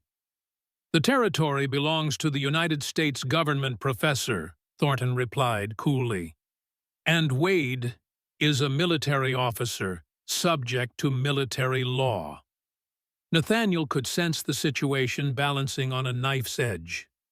"Perhaps we should discuss this with Chief Makah," he suggested. "I believe a compromise can be reached that respects both Apache sovereignty and Army jurisdiction." After a moment's consideration, Thornton nodded. "Very well, but I warn you, Hayes, I have orders to bring Wade back by whatever means necessary." Nathaniel led Thornton back toward the oak, leaving the cavalry troops at a distance with Hargrove as a liaison. As they approached, Makah emerged from the shadows, flanked by several warriors. His face betrayed nothing of his thoughts. "Chief Makah," Nathaniel began, "this is Lieutenant Colonel Thornton of the 7th Cavalry. He's here for Wade." Makah regarded the officer with a measuring gaze. "The man has shed Apache blood. He must answer to Apache justice." "With respect, Chief," Thornton replied, "Wade is a deserter and a traitor. The crimes he's committed against the United States government require that he face a military tribunal." The two leaders faced each other in silence for a long moment, neither willing to concede. Nathaniel felt the tension building, knowing that one wrong move could spark violence that would benefit no one. "Perhaps," he said carefully, "there's a way for both forms of justice to be served." Both men turned to him, waiting. "Wade committed crimes against the Apache first," Nathaniel continued. "Let him face their justice as planned. If their judgment permits him to live, then he can be turned over to the Army for court-martial." Thornton frowned. "And if their judgment is execution, then he will have paid for his crimes," Nathaniel said simply. "Unacceptable," Thornton snapped. "I have direct orders to bring him to justice," Nathaniel interrupted. not necessarily to bring him back alive. The colonel's eyes narrowed.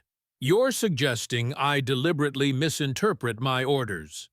I'm suggesting you respect the sovereignty of the people whose land you're standing on, Nathaniel countered. The same people who could have attacked your patrol but chose to talk instead. Thornton glanced around suddenly, more aware of the Apache warriors positioned among the rocks and brush nearby. His hand strayed toward his sidearm, but stopped short of drawing it. Makah spoke, then his voice measured. We do not seek the white man's death, only justice for the elders he killed, for the sacred objects he stole. What form would this justice take? Thornton asked cautiously. The council will decide, Makah replied. But I can tell you this, we are not savages despite what your government believes. Our justice considers restoration as much as punishment. Thornton seemed to consider this. And what of the information Wade stole, the classified government surveys? Already recovered, Nathaniel assured him, along with the Apache artifacts. After a long moment, the colonel nodded. Very well, I'll agree to allow the Apache Council to render judgment first. On one condition, I and 2 of my officers must be present to witness the proceedings. If we're satisfied that justice has been served, we'll take Wade into military custody afterward, whatever his condition. Makah looked to Nathaniel, who nodded slightly. Agreed, the chief said. You and 2 officers may attend. The council meets at tomorrow's dawn. With the tense negotiation concluded, Thornton returned to his men to explain the arrangement. Makah turned to Nathaniel, his expression thoughtful. You have a gift for finding the middle path, Nathaniel Hayes. Not always, Nathaniel admitted. Sometimes I've chosen sides too quickly. As have we all, Makah said. The wisdom lies in recognizing when the path must be shared. He glanced toward where Wade sat under guard. Even with those we consider enemies. They resumed their journey an hour later now, accompanied by Colonel Thornton and 2 of his officers. The rest of the cavalry patrol would camp nearby, but outside Apache territory. The uneasy alliance held as they traveled with Thornton, occasionally engaging Makah in surprisingly respectful conversation about the local terrain and conditions. As the sun began its descent toward the western horizon, they arrived at the Apache village. Word of their approach had traveled ahead, and the entire community had gathered to witness their return. Women, children, and elders lined the path into the center of the settlement, their faces solemn as they watched Wade and his men being led in under guard. Kaya rode close to Nathaniel as they entered the village. You have brought a new kind of trouble, she observed quietly. The army was already looking for Wade, Nathaniel replied. Better to face them openly than have them arrive unannounced. True, she conceded. But now our council must consider not only Apache justice, but how their decision will be viewed by the white man's government. Will it change the outcome? Kaya's expression was unreadable. That depends on the wisdom of the elders. The prisoners were secured in a sturdy structure at the edge of the village, with both Apache warriors and cavalry soldiers standing guard. Colonel Thornton established himself nearby, sending one of his officers back to update the main patrol on the situation. As night fell, the village settled into an uneasy calm. Fires were lit, meals prepared, but the usual evening activities were subdued. Everyone felt the weight of the coming council, the decisions that would shape relationships between the Apache and the white authorities for years to come. Nathaniel found himself sitting beside Jackson near one of the smaller fires away from the main gathering. The old blacksmith was unusually quiet, staring into the flames as if seeking answers in their dancing patterns. You've barely said a word since we got back, Nathaniel observed. Jackson sighed, the firelight deepening the lines in his face. Been thinking about Tennessee. Nathaniel stiffened slightly. What about it? Wade said something back there in the canyon, about orders coming down after you left. Jackson turned to face him. You ever wonder if there's more to that story than you know? I know what I saw, Nathaniel replied sharply. Families being threatened, Wade giving orders no decent officer would give. Not saying you didn't, Jackson said carefully, just wondering if maybe Wade was caught in something bigger than himself, something that came from higher up the chain of command. Nathaniel stared into the fire, unwilling to consider the possibility. The certainty of Wade's guilt had driven him for years. To question it now felt like standing on shifting sand. Even if that were true, he said finally, it doesn't excuse what he did. We all have choices, Jackson. True enough, the older man conceded. Just thought you might want to know the whole story before tomorrow's council. Might make a difference in how you speak about him. Before Nathaniel could respond, a shadow fell across their fire. He looked up to find Kaya standing there, her expression somber. My father asks that you join him, she said. There are matters to discuss before tomorrow's council. Nathaniel followed her to Makah's dwelling, the largest in the village, befitting his status as chief. Inside the space was simply furnished but dignified, with woven rugs covering the earthen floor and various ceremonial items displayed with reverence. Makah sat cross-legged on a raised platform, the warrior's Bible open before him. He gestured for Nathaniel to sit opposite him, while Kaya took a position to her father's right. Tomorrow's council will not be simple, Makah began without preamble. The presence of the army changes things. Some elders will want to demonstrate Apache strength by demanding Wade's execution. Others will fear retaliation if we are too harsh. What do you believe is right? Nathaniel asked. Makah's gaze was steady. I believe in balance. Wade took lives, this cannot be restored.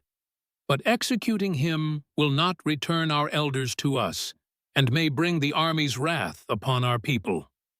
So what will you propose? A different kind of justice, Makah replied. One that serves both our peoples. He turned a page in the warrior's Bible, revealing intricate symbols that Nathaniel couldn't decipher. Our ancestors wrote of a ritual for those who have taken life unjustly but may yet be redeemed, a purification that carries great pain and greater wisdom. The cleansing ritual, Nathaniel murmured, his hand unconsciously moving to touch his own scarred back. Makah nodded. You have experienced it. You know its purpose is not merely punishment, but transformation. Wade may not survive such a ritual, Kaya pointed out. He is not a young man, and his spirit is corrupted. That will be his choice, Makah said. The ritual or death by the council's judgment. Nathaniel considered this. And the army, will they accept this compromise? That, Makah said, his eyes fixing on Nathaniel, is where you will help us. You understand both worlds.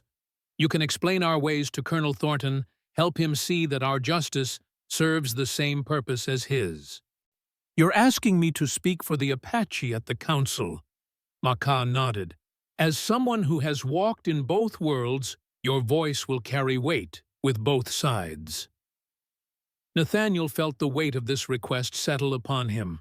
For years he had pursued Wade with single-minded purpose, seeking justice, or perhaps vengeance for the events in Tennessee. Now he was being asked to help determine a punishment that might allow Wade to live, to possibly even find redemption. What if I believe he deserves death? Nathaniel asked quietly. Then speak that truth, Makah replied. But speak it knowing all that it will mean for Wade, for the Apache, for the peace between our peoples. Kaya leaned forward, her dark eyes reflecting the lamplight. The question is not whether Wade deserves death, Nathaniel Hayes. Many men deserve death for their actions. The question is whether death serves justice better than other paths. Her words hung in the air between them, challenging Nathaniel to consider a perspective beyond his own desire for retribution. He thought of the scars on his back, of the wisdom Nantai had shared during his own cleansing ritual years ago. "I will speak at the council," he said finally, "but I cannot promise what I will say." Makah nodded, accepting this. "Truth is all we ask for. The council will decide the rest." As Nathaniel left Makah's dwelling, he found the night had deepened around them. Stars filled the sky in countless multitudes, their cold light casting silver shadows across the village. He stood for a moment, breathing in the cool desert air, feeling the weight of responsibility settling on his shoulders. "You are troubled," Kaya said, having followed him outside. "I've spent 5 years wanting Wade to pay for what he did," Nathaniel admitted. "Now that the moment's almost here, I find myself uncertain." Kaya studied him in the starlight. "Perhaps that is wisdom beginning to grow." "Or weakness," he countered. "No," she shook her head firmly. "The weak seek simple answers, death for death, pain for pain. It takes strength to consider other paths." They stood in silence for a moment, the night sounds of the desert enveloping them. From somewhere in the distance came the haunting call of a coyote, lonely and questioning. "Why did you follow Wade that day?" Kaya asked suddenly. "When he attacked our camp, I told you I heard your screams." "No," she interrupted gently. "Not me, in Tennessee. Why did you stand against him then? You were a soldier. Following orders is what soldiers do." Nathaniel looked away, the memory still raw despite the passing years. Because some orders should never be followed. Some lines should never be crossed. Even at great cost to yourself. Yes. Kaya reached out her fingers lightly, touching the back of his hand. The briefest contact, yet somehow more intimate than an embrace. "Then you already know what you must say tomorrow. Speak from that same place of certainty, Nathaniel Hayes. The council will hear you." She turned and walked away, leaving Nathaniel alone with the stars and his thoughts. He remained there for a long time, contemplating justice and mercy, punishment and redemption, and the thin line that separated vengeance from justice. Dawn arrived with a solemnity that seemed to permeate the very air. The entire village gathered in the central clearing, where a large fire burned despite the early hour. The council of elders, 12 men and women of advanced years and evident wisdom, took their places in a semicircle facing the east, where the sun was just beginning to rise above the distant mountains. Wade and his men were brought forward, their bonds removed, but surrounded by vigilant guards. Colonel Thornton and his officers stood to one side, their expressions carefully neutral, though their hands remained near their sidearms. Nathaniel Jackson and Professor Hargrove were given positions of honor near the council, though not part of it. Kaya sat beside her father, who occupied the central position among the elders. Makah raised his hands, and a hush fell over the gathering. He spoke in Apache first, then repeated his words in English for the benefit of the non-Apache present. "We gather to seek justice, not vengeance, to restore balance, not to create new wounds. The men before us have committed grave offenses against our people, taking the lives of our elders, stealing our sacred knowledge, violating our territory." He gestured toward Wade, who stood straight-backed and defiant, despite his circumstances. "Their leader, Everett Wade, must answer for these crimes. But we will hear all voices before judgment is rendered." The council proceeded methodically. Witnesses from the village described the attack during the new moon ceremony, the theft of the warrior's Bible, the deaths of the elders who had tried to protect it. Kaya spoke of her pursuit of the thieves, her capture by Nathaniel, and the subsequent events at Ghost Canyon. When it was Wade's turn to speak, he stepped forward with the same confident bearing that had marked his military career. "I won't deny taking your book," he said bluntly, "nor will I pretend regret for actions taken in pursuit of opportunity. But the deaths of your elders were not intended. They resisted, weapons were drawn, and in the confusion—" He spread his hands. "War has taught me that death is rarely planned, merely accepted as a consequence." A murmur of anger rippled through the Apache observers. Makah raised a hand for silence before addressing Wade directly. "You speak of death as if it were a trade, good Lieutenant Wade, something to be exchanged for profit. Our people view life differently. Each spirit that leaves this world creates a void that must be filled with meaning, with purpose." Wade's expression remained unmoved. "Different beliefs, Chief. Mine led me here, yours led you to judge me. We each follow our nature." "And the nature of justice?" Makah asked. "What does that demand?" Before Wade could answer, Makah turned to Nathaniel. "Nathaniel Hayes, you have walked in both worlds. You have known both white man's justice and Apache wisdom. Speak now of what you have witnessed, and what you believe justice requires in this case." Nathaniel rose slowly, feeling the weight of all eyes upon him. He had spent a sleepless night considering what he would say, how he would balance his own desire for retribution with the larger needs of peace and understanding between peoples. "I first met Lieutenant Wade during the war," he began, his voice carrying clearly in the morning stillness. "He was my commanding officer in Tennessee, where he ordered an attack on a settlement of civilians, women, children, elders. When I and others refused that order, there was conflict. I left the Army afterward, believing Wade would face military justice for his actions." He paused, glancing at Wade, whose expression had hardened. "5 years later, I find him here, having committed similar crimes against the Apache people. The pattern is clear. Wade values opportunity above life profit, above honor.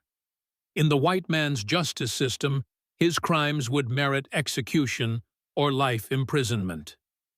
Colonel Thornton nodded slightly at this assessment. "But I have also experienced Apache justice," Nathaniel continued unconsciously, touching his scarred back. "I have known the cleansing ritual, its pain, its wisdom, its purpose, not merely to punish, but to transform, to create understanding where there was ignorance, compassion where there was cruelty." He turned to face the council directly. "Wade deserves death by any measure of justice I know. But death ends all possibility of transformation, of restoration. The Apache way offers something the white man's justice does not, a chance for the criminal to truly understand the weight of his crimes, to carry that understanding forward into whatever life remains to him." Wade's composure slipped slightly, confusion replacing arrogance as he listened. "I propose the cleansing ritual," Nathaniel concluded. "If Wade survives, he will carry the physical scars, as I do reminders of the lives he took and the balance he disturbed. He can then be surrendered to the Army for whatever additional punishment they deem necessary for his crimes against the United States." Murmurs ran through the gathering as Nathaniel resumed his seat. Thornton leaned toward one of his officers, speaking in low tones while keeping his eyes on Makah. The council conferred among themselves for several minutes before Makah rose again to address the gathering. "The council has heard all voices. We have weighed the crimes committed and the justice required. Our decision is this: Everett Wade will undergo the cleansing ritual at sunset today. If he survives, he will be surrendered to the United States Army for further judgment regarding his crimes against their laws. He turned to Wade. "Do you accept this judgment, Everett Wade? The alternative is death by arrow at dawn tomorrow." Wade's eyes darted between Makah Nathaniel and Colonel Thornton. For perhaps the first time in his life, he appeared uncertain. "What does this ritual involve?" he asked finally. "Pain," Makah answered honestly. "The same pain you inflicted on others, but also the possibility of understanding, of carrying forward a wisdom few white men ever achieve." Wade seemed about to refuse, then glanced at Thornton. "And the Army accepts this compromise." The colonel stepped forward. "The United States Army recognizes the sovereignty of the Apache Nation in this matter. We will accept custody of you following the ritual, assuming you survive it. You will then face court-martial for desertion, theft of government property, and treason." After a long moment, Wade nodded. "I accept the ritual." With the judgment rendered and accepted, the council concluded. The prisoners were returned to confinement until sunset, when Wade would face the cleansing ritual. The village began preparations, a mixture of solemnity and purposeful activity pervading the atmosphere. Nathaniel found himself approached by Colonel Thornton as the gathering dispersed. "A curious position you took, Hayes," the colonel observed, "advocating for mercy toward a man you clearly despise." "Not mercy," Nathaniel corrected. "Justice of a different kind." Thornton studied him with newfound interest. "You truly believe in this Apache ritual, that it can transform a man like Wade?" "I believe it can offer insights few white men ever experience," Nathaniel replied. "Whether Wade is capable of transformation, that remains to be seen." "Indeed," Thornton nodded thoughtfully. "Well, I've sent word to my superiors about the arrangement. They're not pleased about the delay, but they're willing to accept the outcome provided Wade is ultimately remanded to military custody." "And the charges of treason?" Thornton's expression turned grim. "The classified surveys he stole contained information about potential railroad routes, mining opportunities, water sources, strategic intelligence that could be devastating in the wrong hands. We've confirmed he was in contact with British interests. If proven, it's a hanging offense, Hayes, no matter what rituals he survives today." The colonel departed, leaving Nathaniel to contemplate the likelihood that Wade's journey would end at the gallows, regardless of the day's outcome. Perhaps that knowledge had influenced his own willingness to advocate for the cleansing ritual. Perhaps some part of him had already accepted that Wade's final judgment would come from a military court, not an Apache council. The remainder of the day passed in preparation. Nathaniel spent much of it with Jackson and Professor Hargrove, explaining the cleansing ritual and its significance. Hargrove was fascinated from an anthropological perspective, asking detailed questions about the symbolism and cultural context. "Remarkable," the professor mused. "A justice system focused on restoration rather than mere punishment. My colleagues at the university would be most interested in documenting these practices." "Some things aren't meant to be documented, Professor," Jackson cautioned. "Some knowledge belongs to the people who created it." Hargrove nodded abashed. "Of course, you're right. Forgive my academic enthusiasm. I sometimes forget that not all wisdom is meant to be collected and catalogued." As sunset approached, Nathaniel felt a growing unease. He had advocated for a punishment he himself had experienced, knowing its physical and spiritual intensity. Was it justice he sought for Wade, or something more complex, a chance for the lieutenant to finally understand the weight of his actions, to feel something beyond his own ambition? Kaya found him sitting alone at the edge of the village, watching the sun begin its descent toward the western horizon. She settled beside him, her presence somehow both comforting and unsettling. "The preparations are complete," she said. "It will begin soon." Nathaniel nodded, unable to find words for the conflicting emotions within him. "You are troubled," Kaya observed. "You doubt the path you have chosen." "Not doubt," Nathaniel corrected. "Just uncertainty about my own motives." "The cleansing ritual is not for you, Nathaniel Hayes. It is for Wade and for the spirits of those he has harmed." She placed her hand on his arm, the touch light but grounding.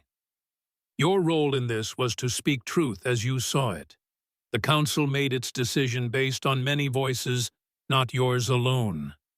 Her words eased something in him, the burden of feeling solely responsible for Wade's fate. The decision had indeed been the council's, informed by Apache tradition and wisdom far older than his own experiences. "Will you witness the ritual?" Kaya asked. Nathaniel considered this. Part of him wanted to see Wade face the same trial he had endured years ago.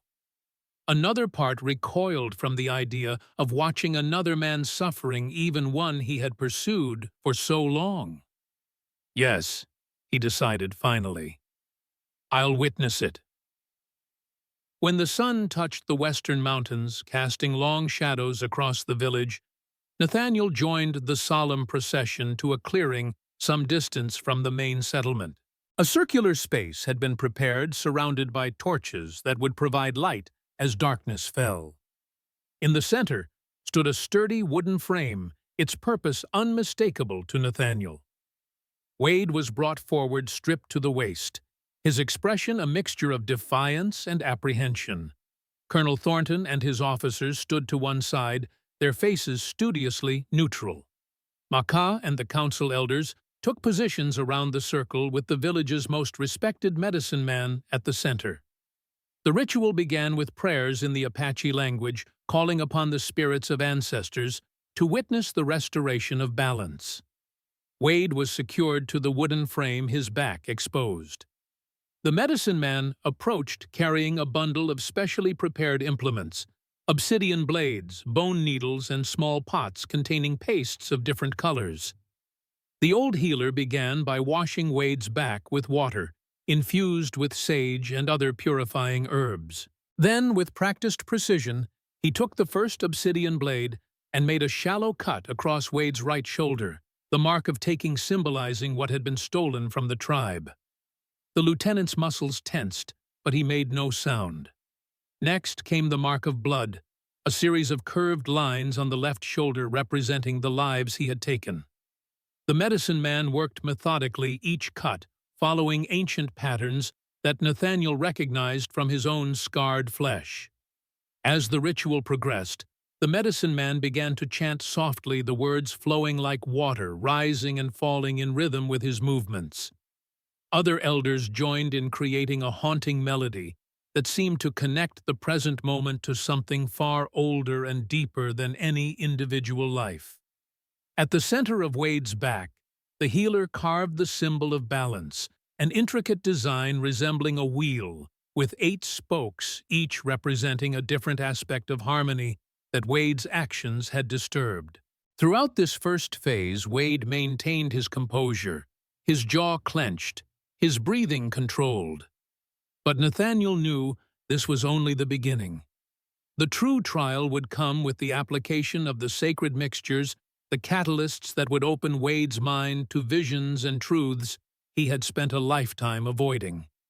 The medicine man prepared the first mixture, a paste ground from sacred plants that grew only in high mountain valleys, combined with minerals that gave it a deep red color.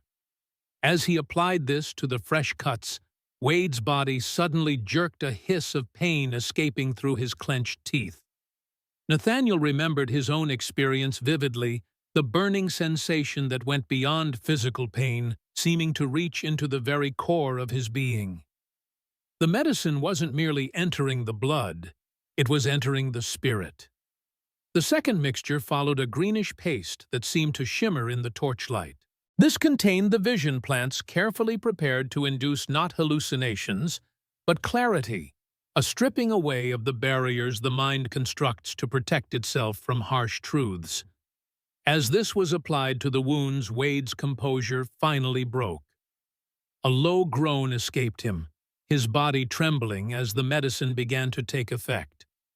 His eyes, which had been fixed on some distant point, suddenly widened, focusing on things only he could see.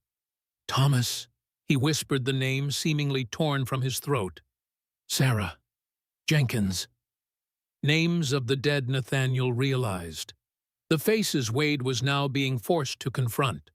The final mixture was a black paste representing the darkness of guilt that must be faced before healing could begin. As the medicine man applied this to the central symbol on Wade's back, the lieutenant's head fell forward, his entire body shuddering. Now began the most sacred part of the ritual, the medicine man's guided journey through Wade's guilt and pain. Speaking in a mixture of Apache and English, he directed Wade's visions, ensuring he could not flee from the faces of those he had harmed. "See them," the healer intoned. "Know them. Carry them." Wade's breathing became ragged sweat, pouring from his body despite the cool evening air. His lips moved continuously, sometimes forming words, sometimes merely shaping silent pleas or confessions. Occasionally, tears streaked down his face, catching the torchlight like liquid fire. Nathaniel found himself remembering his own cleansing ritual, how he had seen the faces of men he had killed in battle, had felt their fear and pain as if it were his own. How he had been forced to recognize not just what he had done, but what he had become. It had been excruciating, yet somehow also liberating, a catharsis that had allowed him to move forward carrying his guilt without being crushed by it. Would Wade find the same balance, or would the weight of his actions prove too much for his spirit to bear? The ritual continued for hours, the medicine man applying additional mixtures as needed, guiding Wade through the landscape of his own crimes. The visions would force him to experience not just what he had done, but what it had felt like to be his victims, a perspective he had never considered. As midnight approached, the lieutenant's resistance had been completely broken. He hung limply in his bonds, his head swaying slightly, his lips still moving, but no longer forming coherent words. The medicine man circled him one final time, examining his face closely, before nodding to Makah. "It is done," the healer announced. "The spirits have shown him truth. Whether he accepts it is now his choice." Wade was carefully removed from the frame, his newly scarred back covered with clean cloth.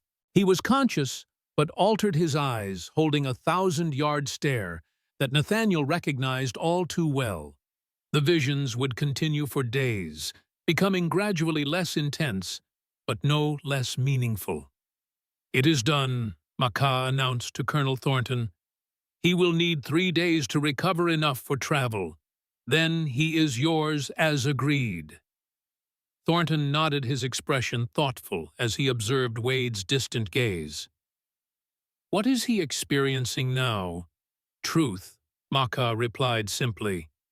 "His truth, seen without the shields men build around themselves.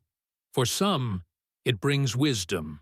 For others, madness. The outcome depends on the strength of the spirit receiving these visions." "And Wade's spirit," Makah shrugged. "That remains to be seen." As Wade was led away to a dwelling where he would spend his recovery, Nathaniel found himself following at a distance. He wasn't sure why, perhaps some need for closure, for confirmation that the justice he had advocated had been served. The lieutenant was laid on a simple pallet, his eyes still focused on visions only he could see. A guard was posted outside, but Nathaniel was permitted to enter briefly. He stood over the man who had driven him for 5 years, whose actions had shaped so much of his life's path. Wade seemed smaller somehow, more vulnerable, the arrogance stripped away by pain and revelation. Haze, Wade murmured, his voice distant. "You're here too, or are you just another ghost?" "I'm here," Nathaniel confirmed quietly. Wade's eyes found his momentarily focusing through the haze of visions. "I see them, Hayes. All of them. The ones in Tennessee, the Apache elders, others you don't even know about." A shudder ran through him. "They're watching me. Waiting." "For what?" "Understanding," Wade whispered. "That's what they keep saying. Not forgiveness. Understanding." His hand clutched at Nathaniel's sleeve with surprising strength. "Did you see them too, when they cut you?" Nathaniel nodded slowly. "Yes. Does it end? Do they ever leave?" "The visions fade," Nathaniel told him honestly. "But what they show you, that remains, becomes part of you." Wade released his grip, his eyes drifting back to whatever inner landscape he was traversing. "There's a boy in Tennessee," he murmured. "Thomas, brown hair, gap in his front teeth. He keeps showing me a wooden horse I knocked from his hand that day, keeps asking why." Nathaniel had no answer for this. He turned to leave, but Wade's voice stopped him at the threshold. "Hayes, when they hang me, and they will hang me for treason, will you be there?" The question caught Nathaniel off guard. "Why would you want that?" Wade's eyes cleared briefly, meeting his with unexpected lucidity. "Because you're the only one who'll understand what really hangs, not the man I was, but the man I'm becoming." With those unsettling words lingering in the air between them, Nathaniel left the dwelling. Outside, he found Kaya waiting, her expression questioning. "Is it done?" she asked. "Your pursuit of this man," Nathaniel considered the question carefully. "Yes," he said finally. "Whatever happens to him now is between Wade and the army, and whatever spirits he's communing with tonight." Kaya nodded, seemingly satisfied with his answer. "Then, perhaps, it is time to consider what comes next for Nathaniel Hayes." The question caught him by surprise. For so long his path had been defined by the past, by the events in Tennessee, by his pursuit of Wade, by the weight of responsibilities and regrets he had carried. The idea of a future not shaped by these things was both liberating and terrifying. "I hadn't thought that far ahead," he admitted. "Perhaps it is time you did," Kaya suggested. "The past has been balanced. Justice has been served. What remains is the path forward." They walked together through the quiet village, the night sky spread above them like a blanket of possibilities. Somewhere in the distance, a coyote called that same questioning howl, but now it seemed less lonely, more contemplative. "Your father mentioned that you sometimes trade with settlements to the west," Nathaniel said after a while. "My ranch lies in that direction. Good water, decent grazing land." "Is that an invitation, Nathaniel Hayes?" He smiled slightly. "Maybe just an observation. For now." Kaya's answering smile held warmth, and something more, a recognition of possibilities that neither was quite ready to name. Observations can be useful, seeds for future decisions. The following days passed in a curious blend of tension and peace. Wade remained secluded during his recovery, visited only by the medicine man who tended his wounds, and by Colonel Thornton, who seemed increasingly interested in the lieutenant's visionary experiences. Professor Hargrove spent much of his time with Makah and other tribal elders, exchanging knowledge with a respect that impressed even the most traditional Apache. He had requested and been granted permission to record certain aspects of Apache culture, with the understanding that sacred practices like the cleansing ritual would remain undocumented. Jackson prepared for the journey back to town, repairing equipment and trading stories with the Apache blacksmiths, finding common ground in their shared craft despite the language barrier.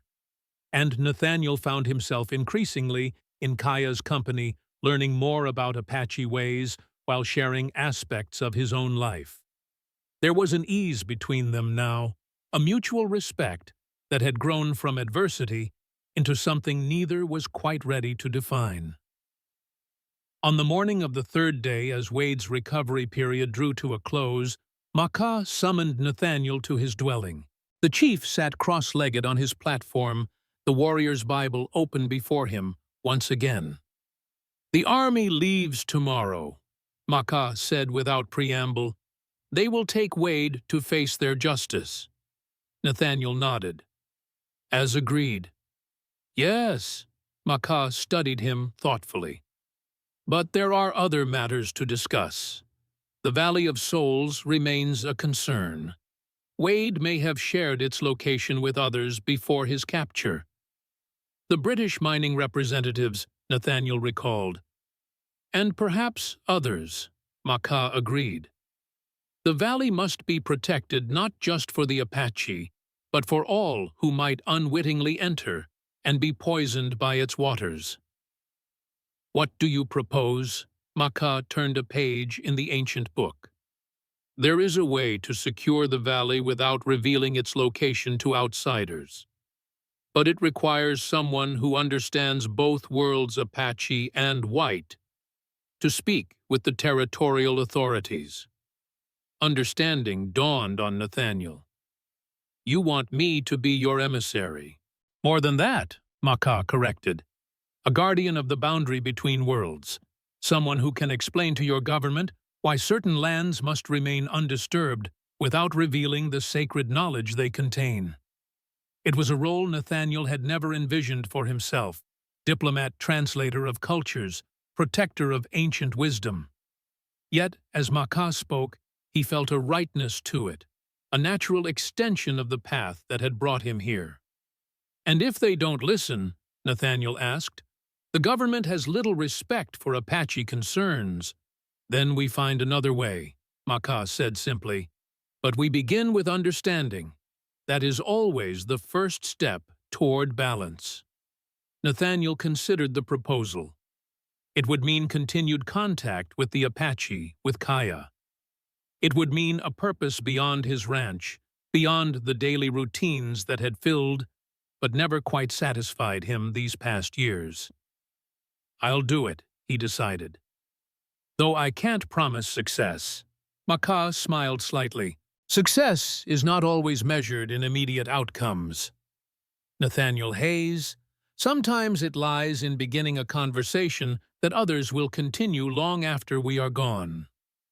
The next morning, the entire village gathered to witness the departure of Wade and his surviving men into military custody.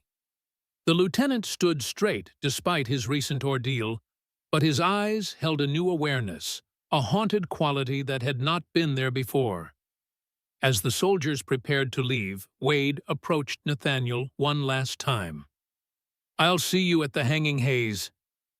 Nathaniel studied the man who had occupied so much of his thoughts for so long. "I'll be there," he promised, "not for vengeance, for understanding." Wade nodded, seeming satisfied with this answer. "The visions haven't stopped," he confided in a lower voice. "They've just integrated, become part of how I see things now." He glanced toward the Apache gathered nearby. Their ritual worked in its way. Too late for redemption, perhaps, but not too late for clarity. With those enigmatic words, he allowed himself to be led to his horse. Colonel Thornton approached Nathaniel as the column prepared to depart. "Chief Makah tells me you'll be acting as liaison regarding certain protected territories," the colonel said. "That's right." Thornton nodded approvingly. "Good. The Army would prefer peaceful resolutions to territorial disputes. Too many lives have been lost to misunderstandings between cultures." He offered his hand. "I'll make sure the right people at Fort Carson know to expect you." After the military detachment departed, the village gradually returned to its normal routines. Nathaniel Jackson and Professor Hargrove made preparations for their own journey back to civilization. Hargrove would continue east to his university, eager to share what he had learned about Apache culture. Jackson would return to his blacksmith shop in the small settlement near Nathaniel's ranch. And Nathaniel, his path forward now included new responsibilities, new connections that he was still coming to terms with. On their final evening in the village, Kaya led Nathaniel to a small mesa overlooking the settlement. The sunset painted the desert in shades of gold and crimson, the vast landscape stretching to horizons that seemed infinite with possibility. "When will you return?" she asked, as they watched the sun sink toward the western mountains. "Soon," Nathaniel replied. "I need to arrange things at my ranch speak with the territorial authorities about the Valley of Souls, but I'll be back before the next full moon." Kaya nodded, seemingly satisfied with this answer. "The boundary between worlds requires constant attention, Nathaniel Hayes. It is not a task for the impatient or the inconsistent." "Are we still talking about the valley?" he asked, a smile touching his lips. She returned the smile, her dark eyes reflecting the sunset's glow. "Perhaps I speak of many boundaries at once." They stood in companionable silence as the last light faded from the sky, the first stars beginning to appear overhead. The weight Nathaniel had carried for so long, the burden of vengeance, of justice delayed, had lifted, replaced by something lighter, yet equally powerful. Not the end of a journey, but the beginning of one. "The old ones say that when paths cross, it is never by accident," Kaya said softly. "The spirits guide our steps toward the lessons we need most." And what lesson was I guided here to learn? Nathaniel wondered. Perhaps that justice and vengeance are different paths to the same destination, she suggested. Or perhaps that some journeys require us to leave behind what we thought we were seeking in order to find what we truly need. As darkness settled fully over the desert, they made their way back toward the village where fires beckoned with warmth and community. Tomorrow would bring new journeys, new responsibilities, new possibilities. But tonight, in this moment, between what had been and what might yet be, Nathaniel Hayes felt a peace he had not known in years.